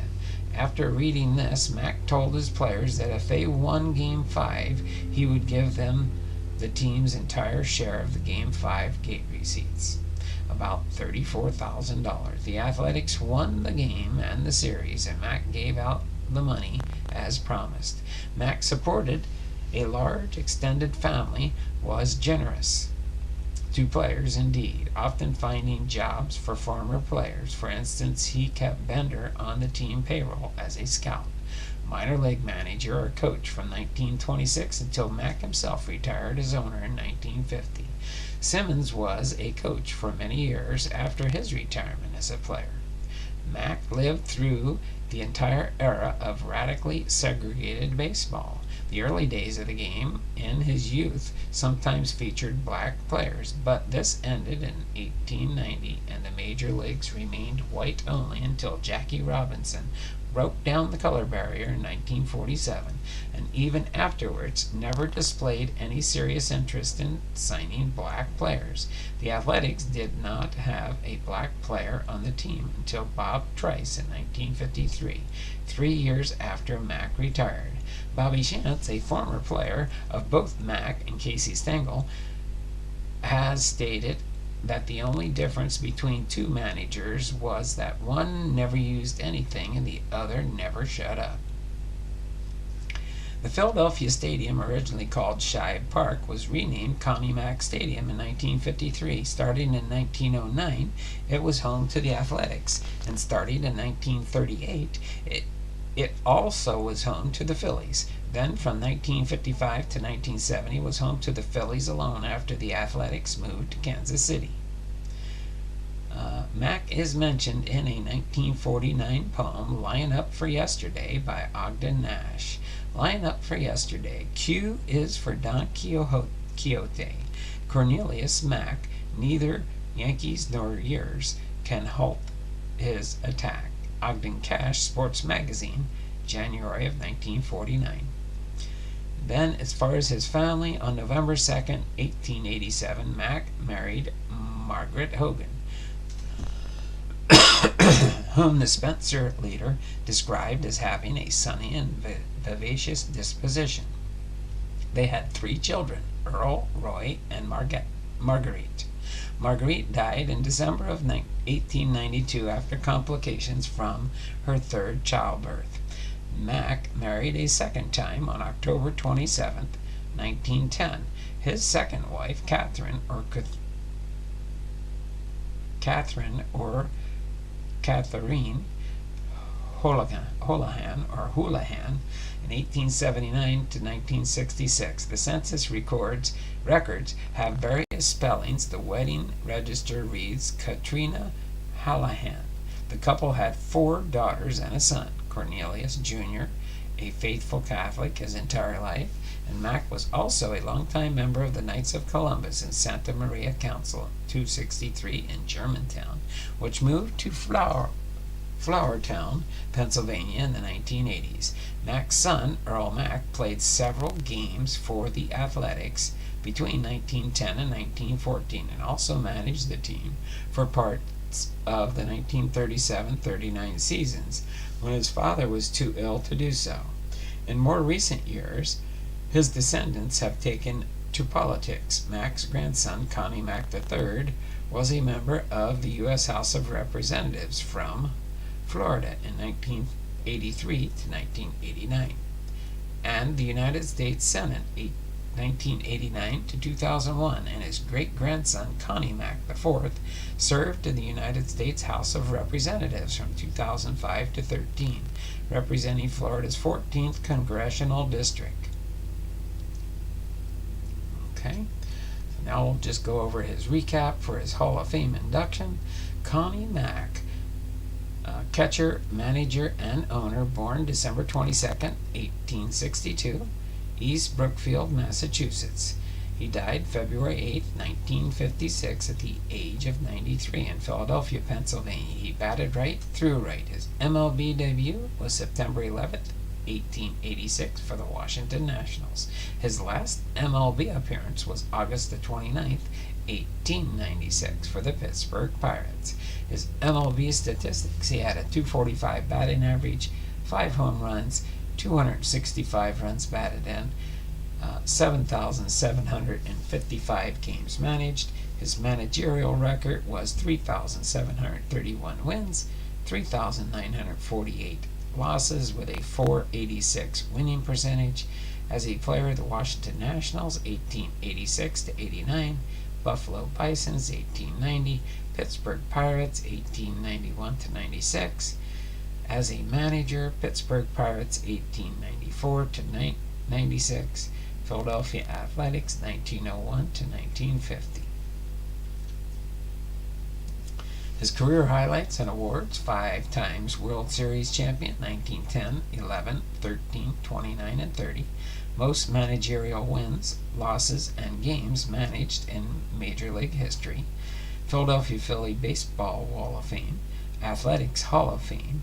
He was a member of the National Baseball Hall of Fame induction in 1937. The election method was Centennial Commission. So other than that, his first baseball card was Connie Mack's 1887 baseball card. So that takes care of Connie Mack for our Hall of Fame biography player for today. So hopefully you enjoyed that. Put this over here. Tomorrow we'll be doing James Raleigh Mackey.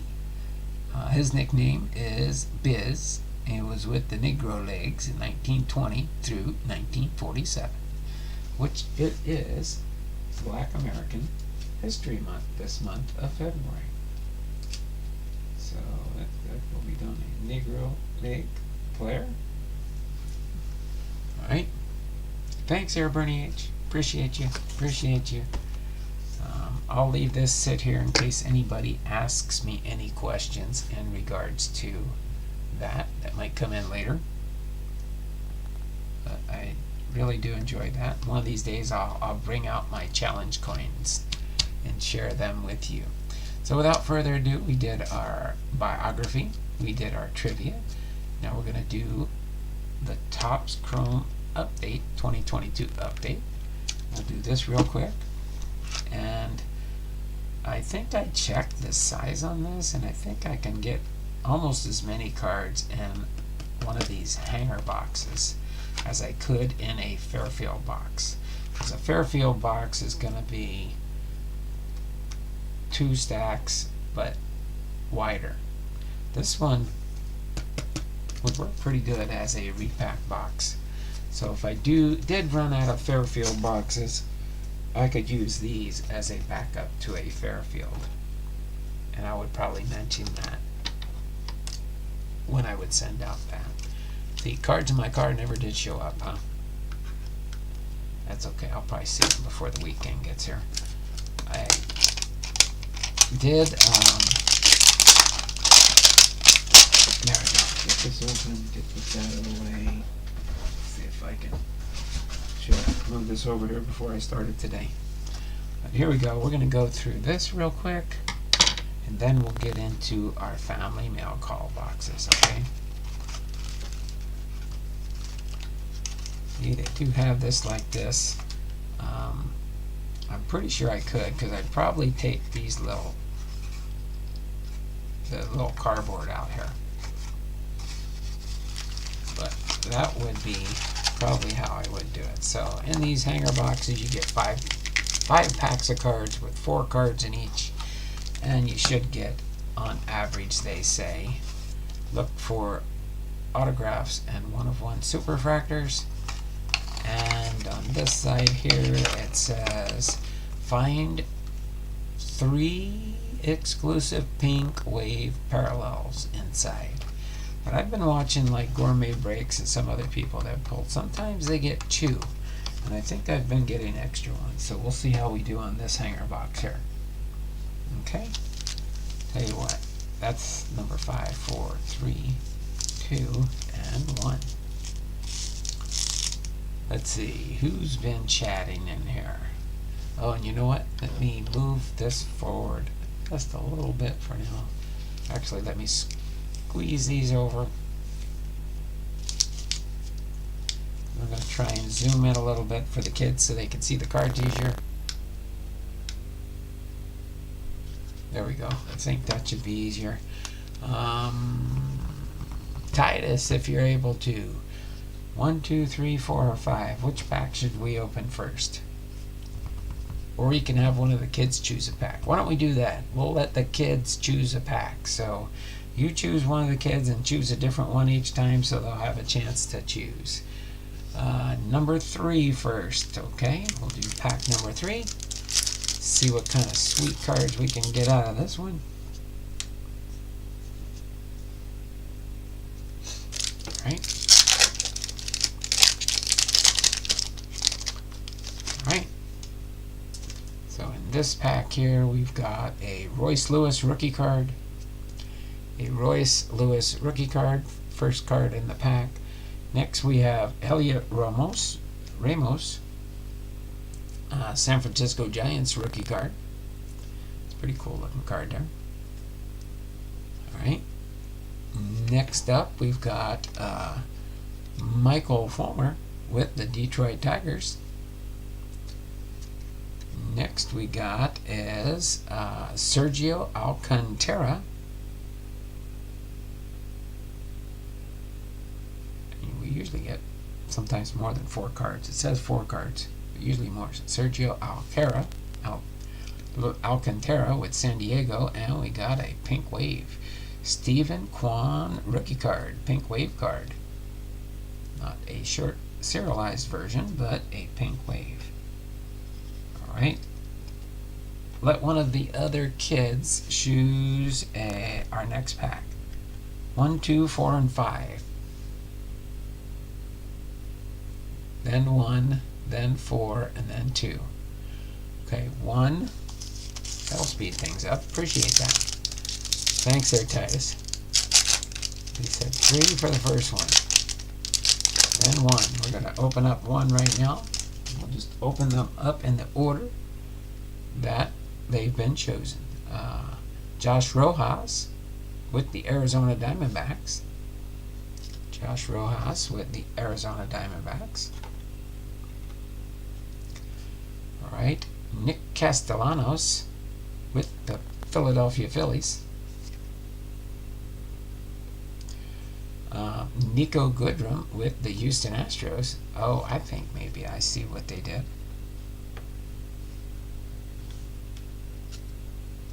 You get 4 cards if you don't get a pink parallel insert.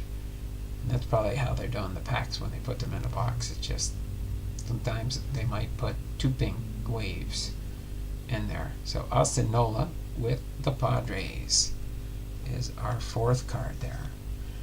Yeah, let's do it that way then. We'll put these behind the pink wave so we can see the pink wave up in front here. That way you'll see the pink waves. Let's see, they said 1, then 5. Okay, let's do pack number 5 here. Then we'll get into the family mail call packages. Ooh, I got a Julio on the back. I hope that's a pink. I don't think I got a pink yet of Julio. I think I just got a pink wave Julio Rodriguez. There's a Gashuka Koch rookie card for the Toronto Blue Jays.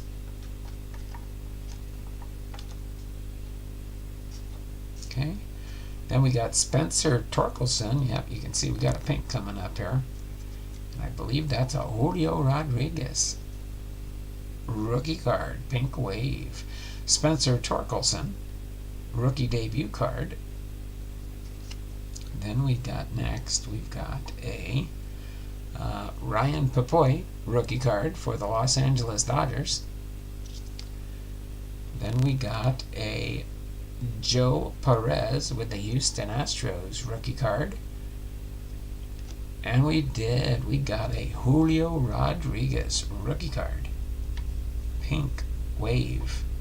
Let me get that sleeved and put in a top loader. Because that's one of, I believe this is the first pink wave card I've gotten of Julio.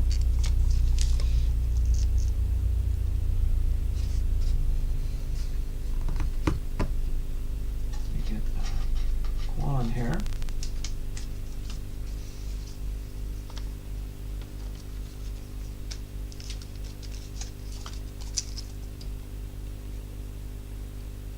Okay, and then they said pack number 4, this one, and then we'll do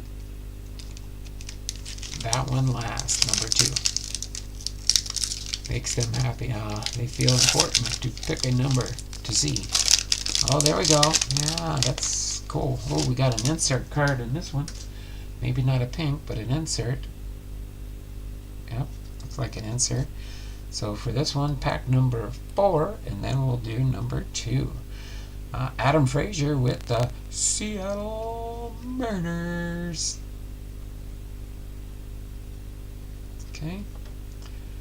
Then we've got a Alek Manoah, which is like a rainbow foil card, rookie card for Alek Thomas with the Arizona Diamondbacks.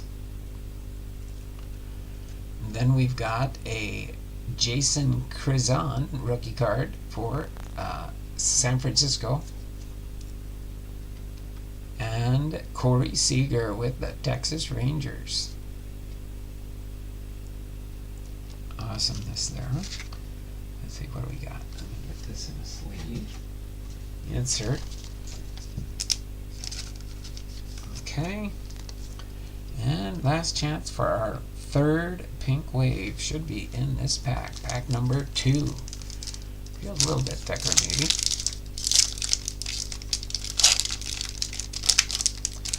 The pink wave, it could be Adrian Martinez. Usually the pink waves are on the back of the stack. Yep. Got that last pink wave in here. So we got the Julio.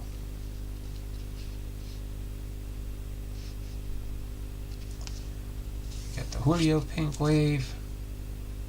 Rookie card. Now we've got Adam Hasley with the Chicago White Sox. Then we've got Albert Pujols, future Hall of Famer, all right, with the St. Louis Cardinals.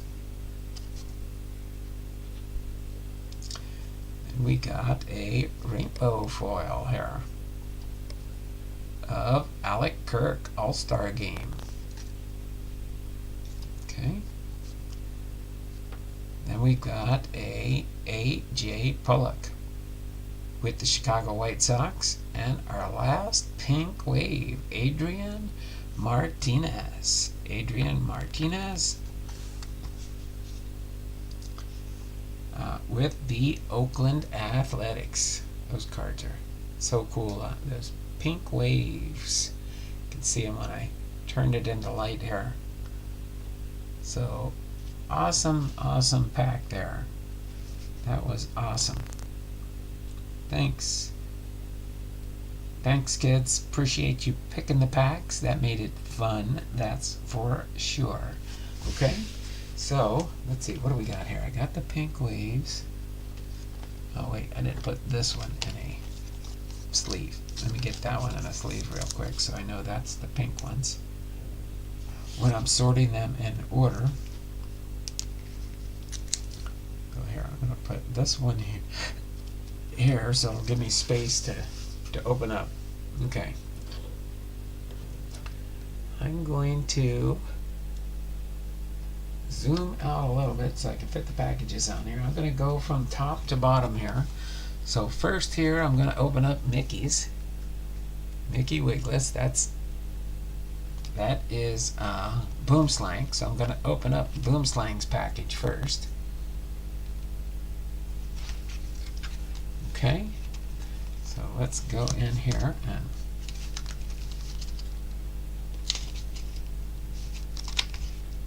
I hate these are sticky envelopes for sure, aren't they? There we go. There we go. Let's see what Mickey sent me here. Ooh.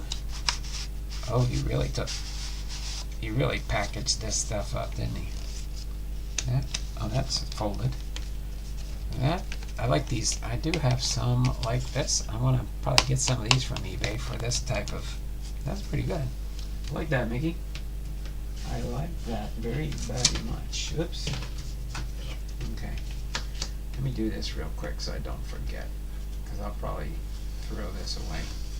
By the way, if you do send me a family mail call package, depending on how much you paid for postage to send it to me, every dollar on the postage meter gets you that many entries for your free entries in the month I receive it, not the month I was sent. So, because otherwise January's already done. Emailed this out on the 30th of January. Mail this out on the 30th of January. So, thanks there, Mickey. Let's see what Mickey sent us here. Ooh, I like this. More blue tape for my eBay orders. I get to reuse this to ship out my eBay orders. So I always save my blue tape. That way I buy less from the store.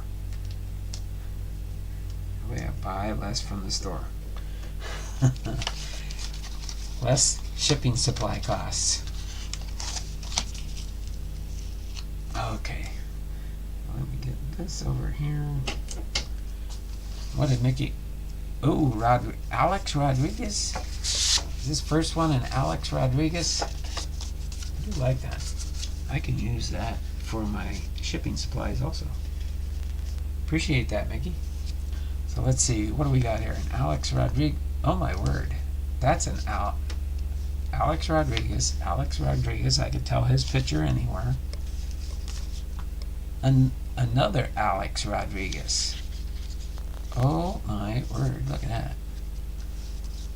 Are these like 3, or is this 4 different Alex Rodriguez posters? Oh my word. Uh-oh. These are in great shape too. Oh wow, look at that. That's a nice picture there of Alex Rodriguez. And that's the bottom half. Oh wait, I'm gonna have to zoom out here. Let me see if I can zoom out some more. I think that's all the way out, so. Oh my word. Oh wow. I see what these are. So what did you do back in the day? You would get these in a hobby box or something? Is this like a poster insert from a box? Same photo as the card for the set. Oh wow. So I'll have to see if I can find the oh okay. So on the back here, so it's the same card, it's just a larger look at it. Oh my word. So let's see, this was, well this says 2005, so I guess you'd have to look at the stats here if it's the, oh my word, this is a Alex Rodriguez rookie card. Is this a 19, oh okay, I see, 1994 P Alex 94 poster AR Alex Rodriguez. This is awesome, Mickey. So let's see, this one's 1994. So this is a 1994 Bowman. Let's see what else Mickey sent here. What's this next one here? Another A-Rod. This is a, oh, are these all Bowman posters? Oh, this is a 1995 Alex Rodriguez.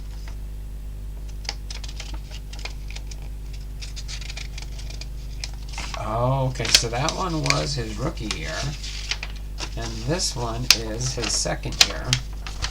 His second year poster, I guess you'd call it. Oops. Yeah, I don't want to ruin these.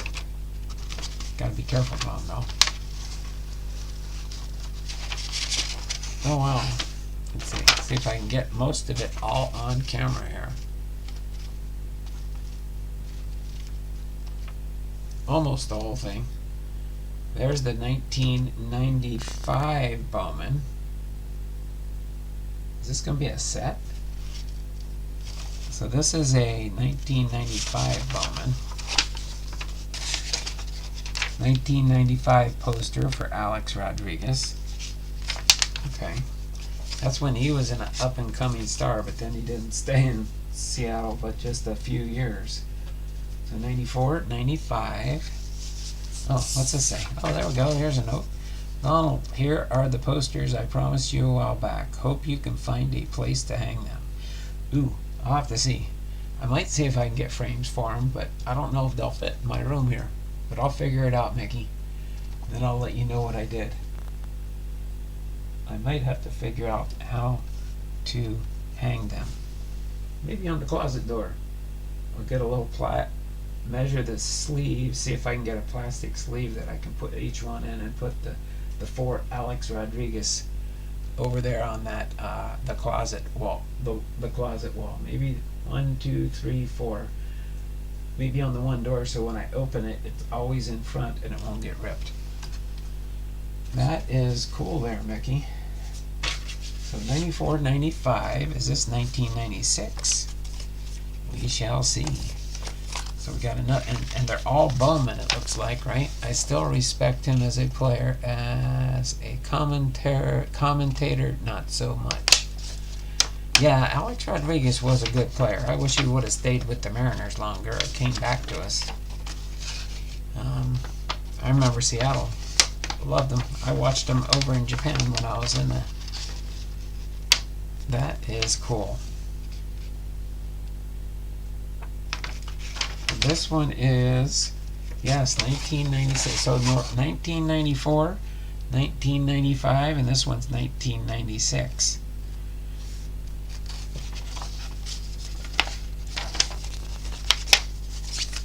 So that's a 1996 Bowman. So drum roll, please. Is this a 1997? It's a 4-poster set. Looks like. This is a Bowman. Oh, it's got a little corner bend, but that's okay. Still in good shape. There we go. So is this? Yep, 1994, his rookie year. So this is his first 4 years when he was with Seattle. I don't know if he was with Seattle more than, I'm gonna have to look it up now. Now you got me thinking more. When did, well, his rookie year was 94. I don't. So he played on the team when Griffey was there. Griffey was 1989. Trying to remember. But that is awesome, Mickey. I really appreciate this. You know, and I'm a big Seattle Mariners fan. Appreciate that. So 19. Oh, I should have left that. I think I might have something I can put this in. I might have a better sleeve than that paper. But thanks, Mickey. I'll have to remember that one. Let's see if I can figure out where to display these. I need a bigger room. I'm running out of room in this room. Alright, next up we've got Bernie H. Bernie Humphries is next with his package.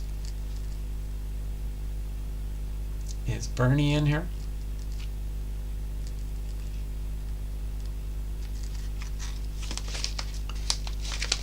Alright, Bernie. Let me get a sip of water real quick. He's here. Gonna open up your package now. Well, I kind of cheated on yours because I knew there was something else in there, so I took that out. But looks like we got a team bag. What was that? I'm trying to remember. Is that Bryce Miller? But thanks, Bernie. Appreciate you. He's my high tier Patreon that's on the channel. Appreciate that, Bernie. And again, guys, thanks for praying for Bernie when I asked you to earlier about, the passing of his mom and stuff. So hopefully you and the family are doing much better now than when that took place, sir. Really appreciate you a lot.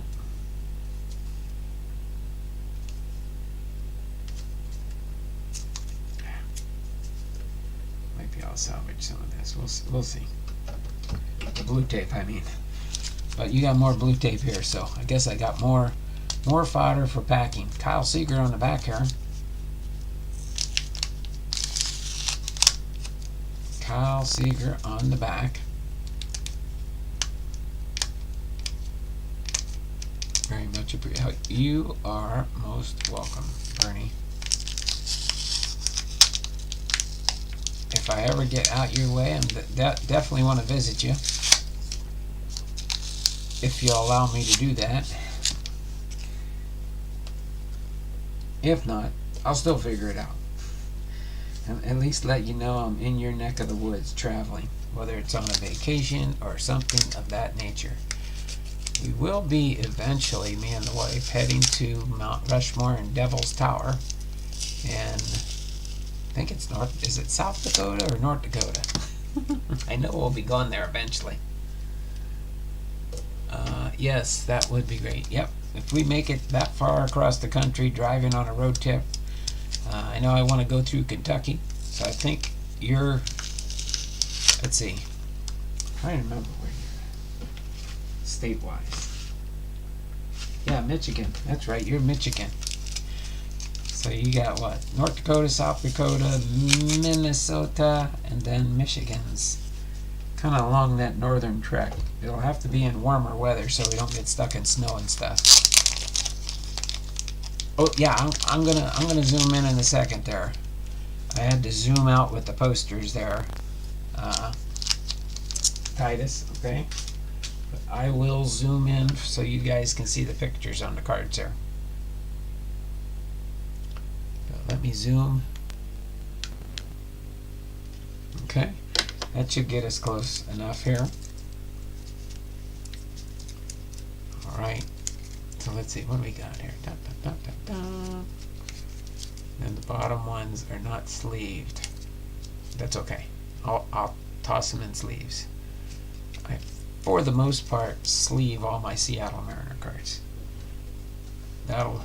It's going to be set up that way because that'll be easier for me to throw together my Seattle Mariner boxes when I get around to sorting them. Alright, but we got Kyle Seeger. This is 2022 Panini. We got a Bryce Miller rookie card for 2023. Got a Julio. Got to put the Julio down here and put it in my Julio collection. Andres Munoz, Teoscar Hernandez, Tommy La Stella, Tom Murphy, Cooper Hummel, Jarred Kelenic. And it looks like we've got some archives here. Let's see, are these mostly the same? Oh, no, there's another one. Yusei Kikuchi. You say Kikuchi, I say Kikuchi. Kikuchi, Kikuchi, Kikuchi. Okay. He's a newer types card. But I will put him in my Yusei Kikuchi rookie card collection. Alright, so we've got a Jarred Kelenic, Mitch Haniger, Marco Gonzalez, Matt Brash, Kyle Raleigh, Teoscar Hernandez, and Eugenio Suarez. So I appreciate that. We'll keep this Julio together with that one, so I'll put it in my Julio collection. Before I get too far along with my Julio cards, I want to start putting them in a binder here soon. Especially all his good cards. I got some nice stuff coming in. As soon as that gets in, I'll share that with you when I get it. Oh, here we go. And now I don't know for sure what Steve Griffith has sent me, but it feels like he just wrapped a card count box. I don't know how many cards might be in here. It doesn't shake too much. It's pretty solid, I think. So let's just see what we got here. This is from Steve Griffith. He's from Pensacola, Florida. But he knows if he sends me some, I always send him stuff. He sends me stuff when he gets enough together. We'll see how he's got this one packaged up. It looks kind of like it's on a, it's probably just a, yeah, okay, it is. It's a wrapped count box. So instead of putting it in a box, he just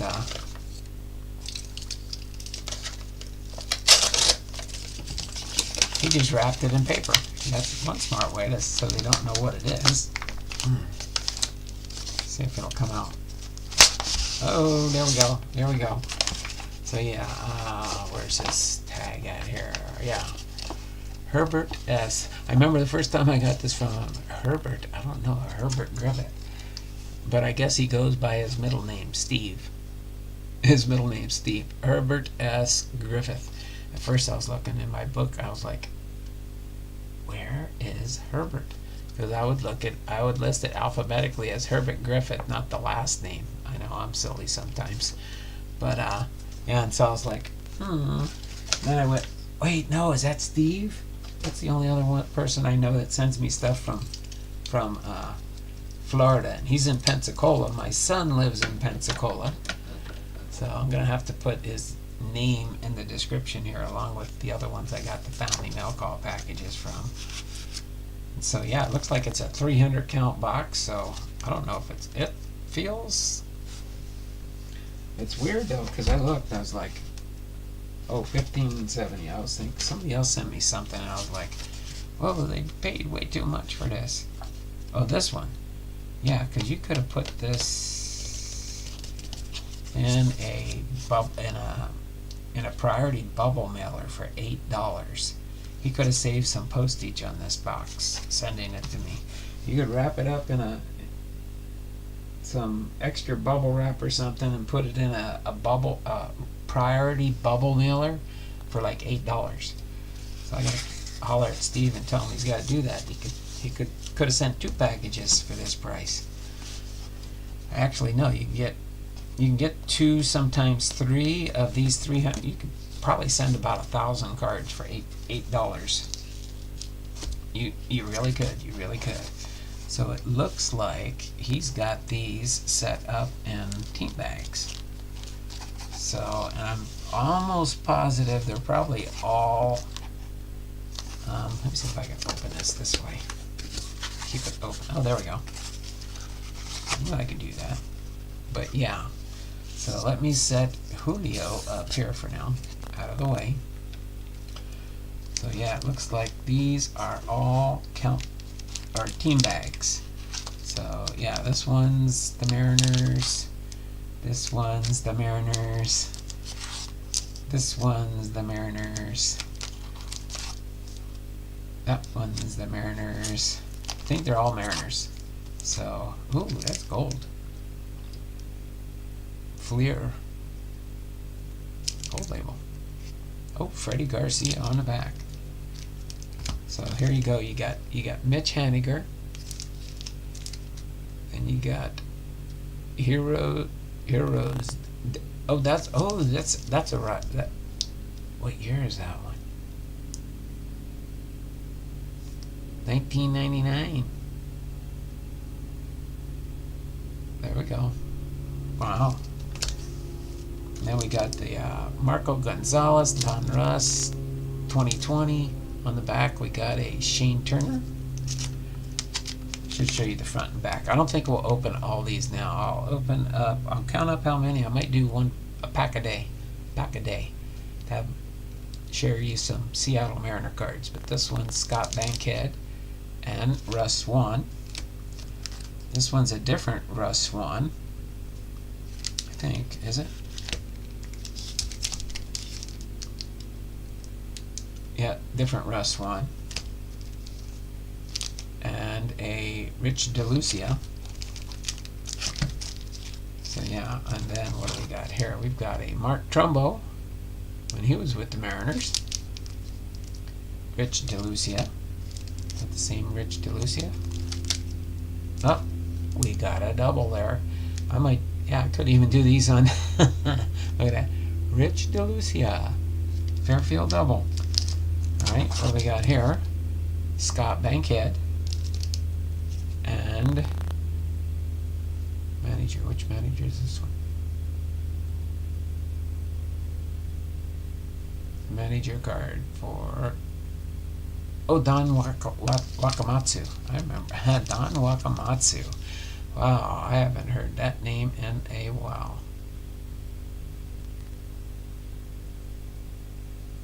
Don Wakamatsu. Manager. Oh. Memories. Melvin Mitchell. And Harold Reynolds. What else we got here? Fernando Vina. 93 for Fleer Ultra. And a checklist on the back there. Then we've got All-Stars. Oh, Alvin Davis. For an Ames All-Star card. And D. Strange Gordon. Yep, he changed his name just before he went to, I think he went to Tampa Bay. Logan Gilbert, first Bowman. And Jim Lefebvre. What do we got? Two more in here. We've got Scott Bankhead. I think we saw one of those already. He's got a lot of... These would be good with the Fairfields. With the Fairfields. There are a lot of doubles in here. Brett Boone, second base. Oh, wow. This is an early Brett Boone card. 2001. Oh, it's probably a reprint.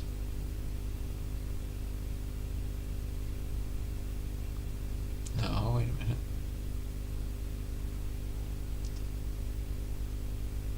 "11 at-bats." This is probably his first year, 2001. Oh, he came the same year Ichiro came to the Mariners. So that is pretty cool there, Steve. But I think what we're going to do, I'm not going to open any of these right now. I'm going to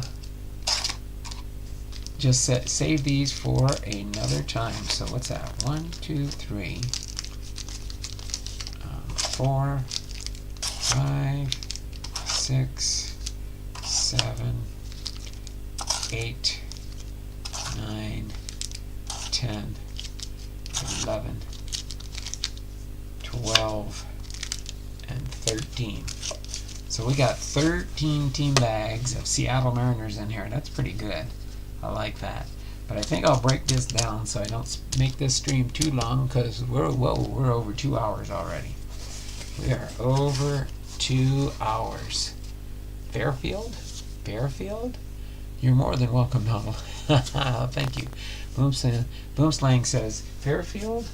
Well, unfortunately right now I'm out of Fairfields, but you never know what could happen around here. Let's see. Is Jason here? Did Jason pop in the stream anytime? Does anybody know?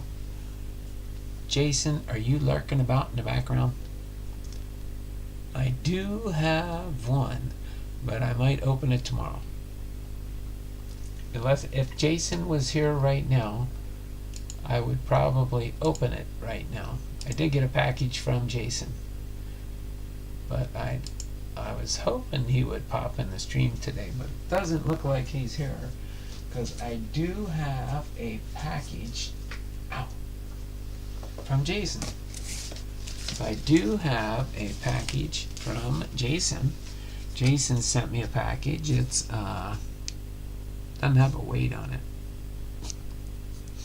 That's why I didn't add him in yet. Let me see how much how many. I'll have to check and find out how much it cost him. This is USPS Ground Advantage, and it is almost 4 pounds. Almost 4 pounds. It's 3. I'm gonna even it up and say it's a 4-pound box from Jason. It's a 4-pound box from Jason. So probably what we'll do is, let me see how long our biography is for tomorrow. So tomorrow is going to be James Rowley Mackey. James Rowley Mackey. So hold on a second. Let me just check.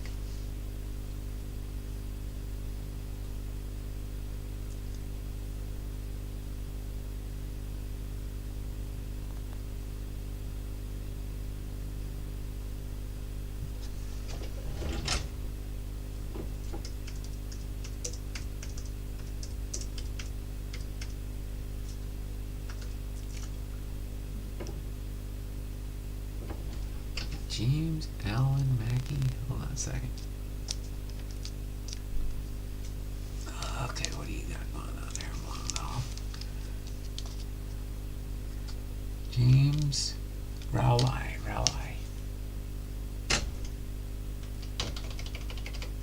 Oops, wrong keyboard. Don't mind me.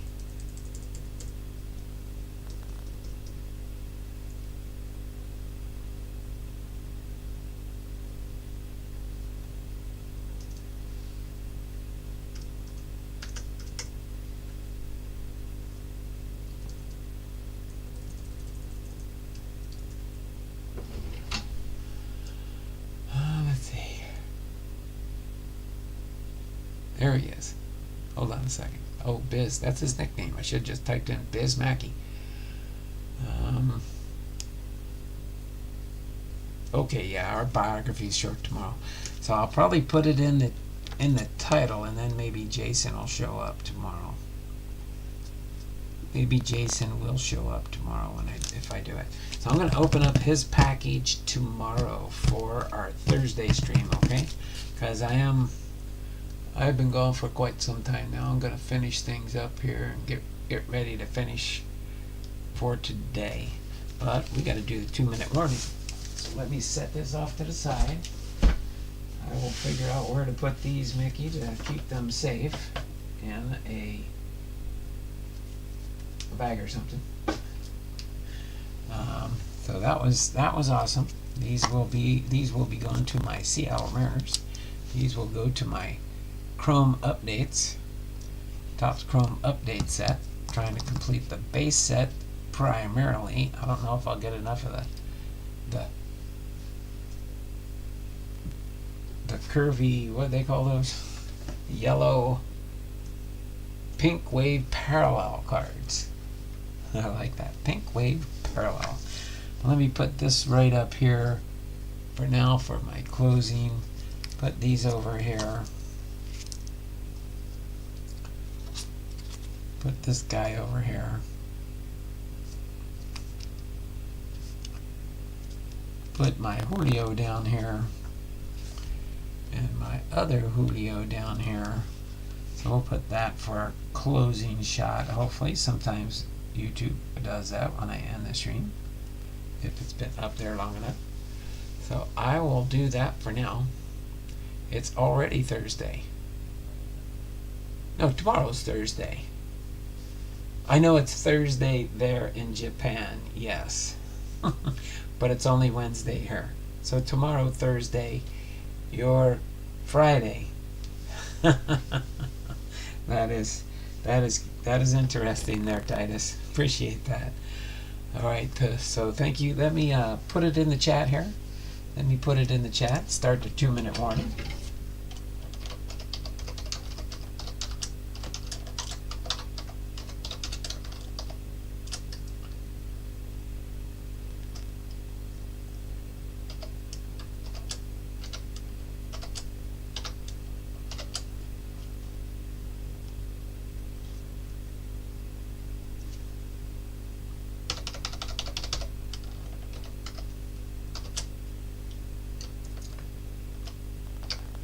Hold on a second, let me get it ready here. Start the 2-minute warning. Alright, at 4:25, I will end the 2-minute warning.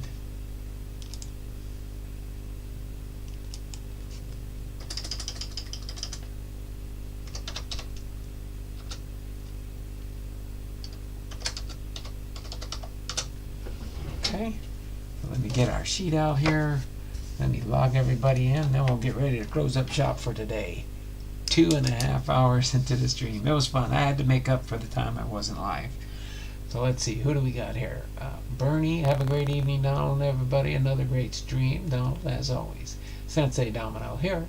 Matty Ice here. I just got done running in time. Boomslang here. Bernie H. Hello, Matty. God is great. Here, there, and everywhere, because God is great, but not seen physically. Yep, that's true there. Great stream. Have a great evening all. Later all. Alright, so let me get everybody in here. Bernie H with a +2.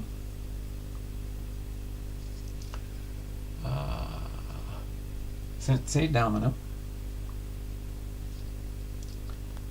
with a 2. Matty Ice Cards.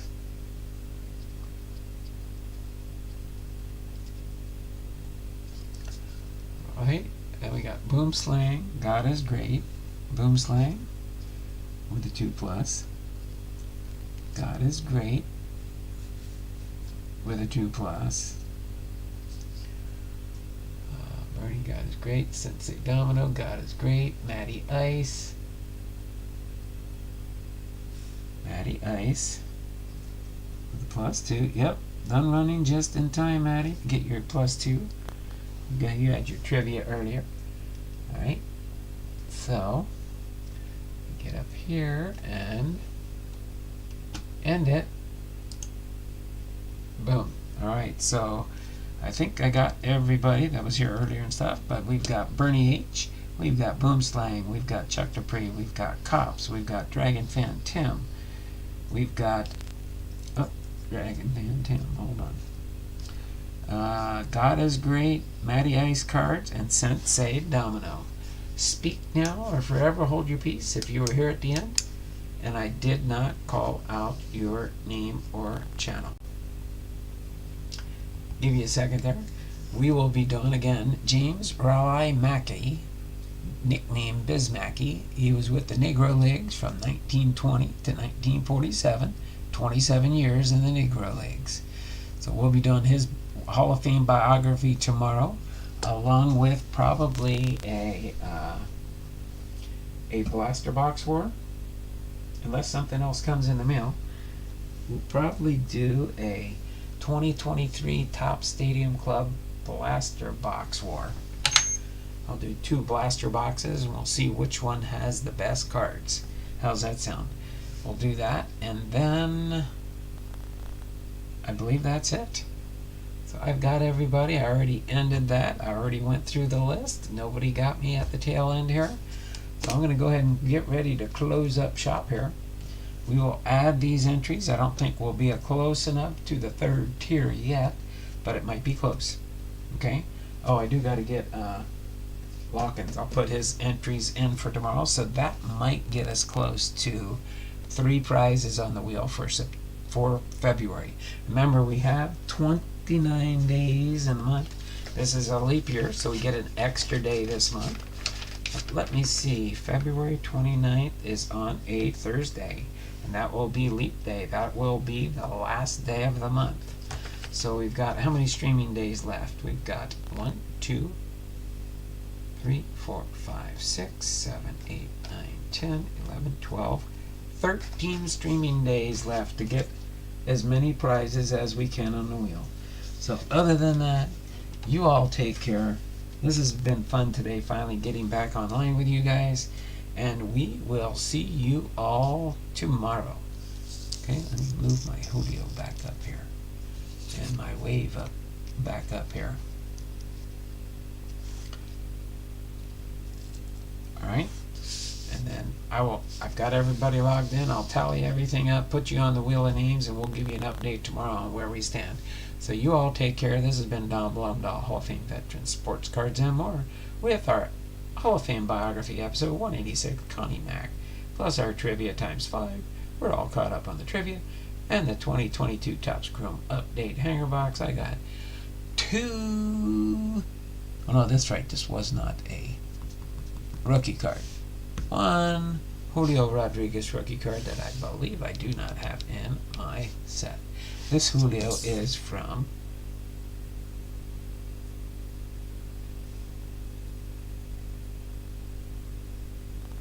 think this is update 2, but that's not the Chrome update. Okay? You all take care. Have a wonderful and blessed day, and we'll hopefully, maybe someday, sometime, see you around the channels. Until then, you all take care. Have a wonderful and blessed night, and as always, be blessed. You all take care. We'll see you all tomorrow at 2 p.m. Pacific Standard Time. Until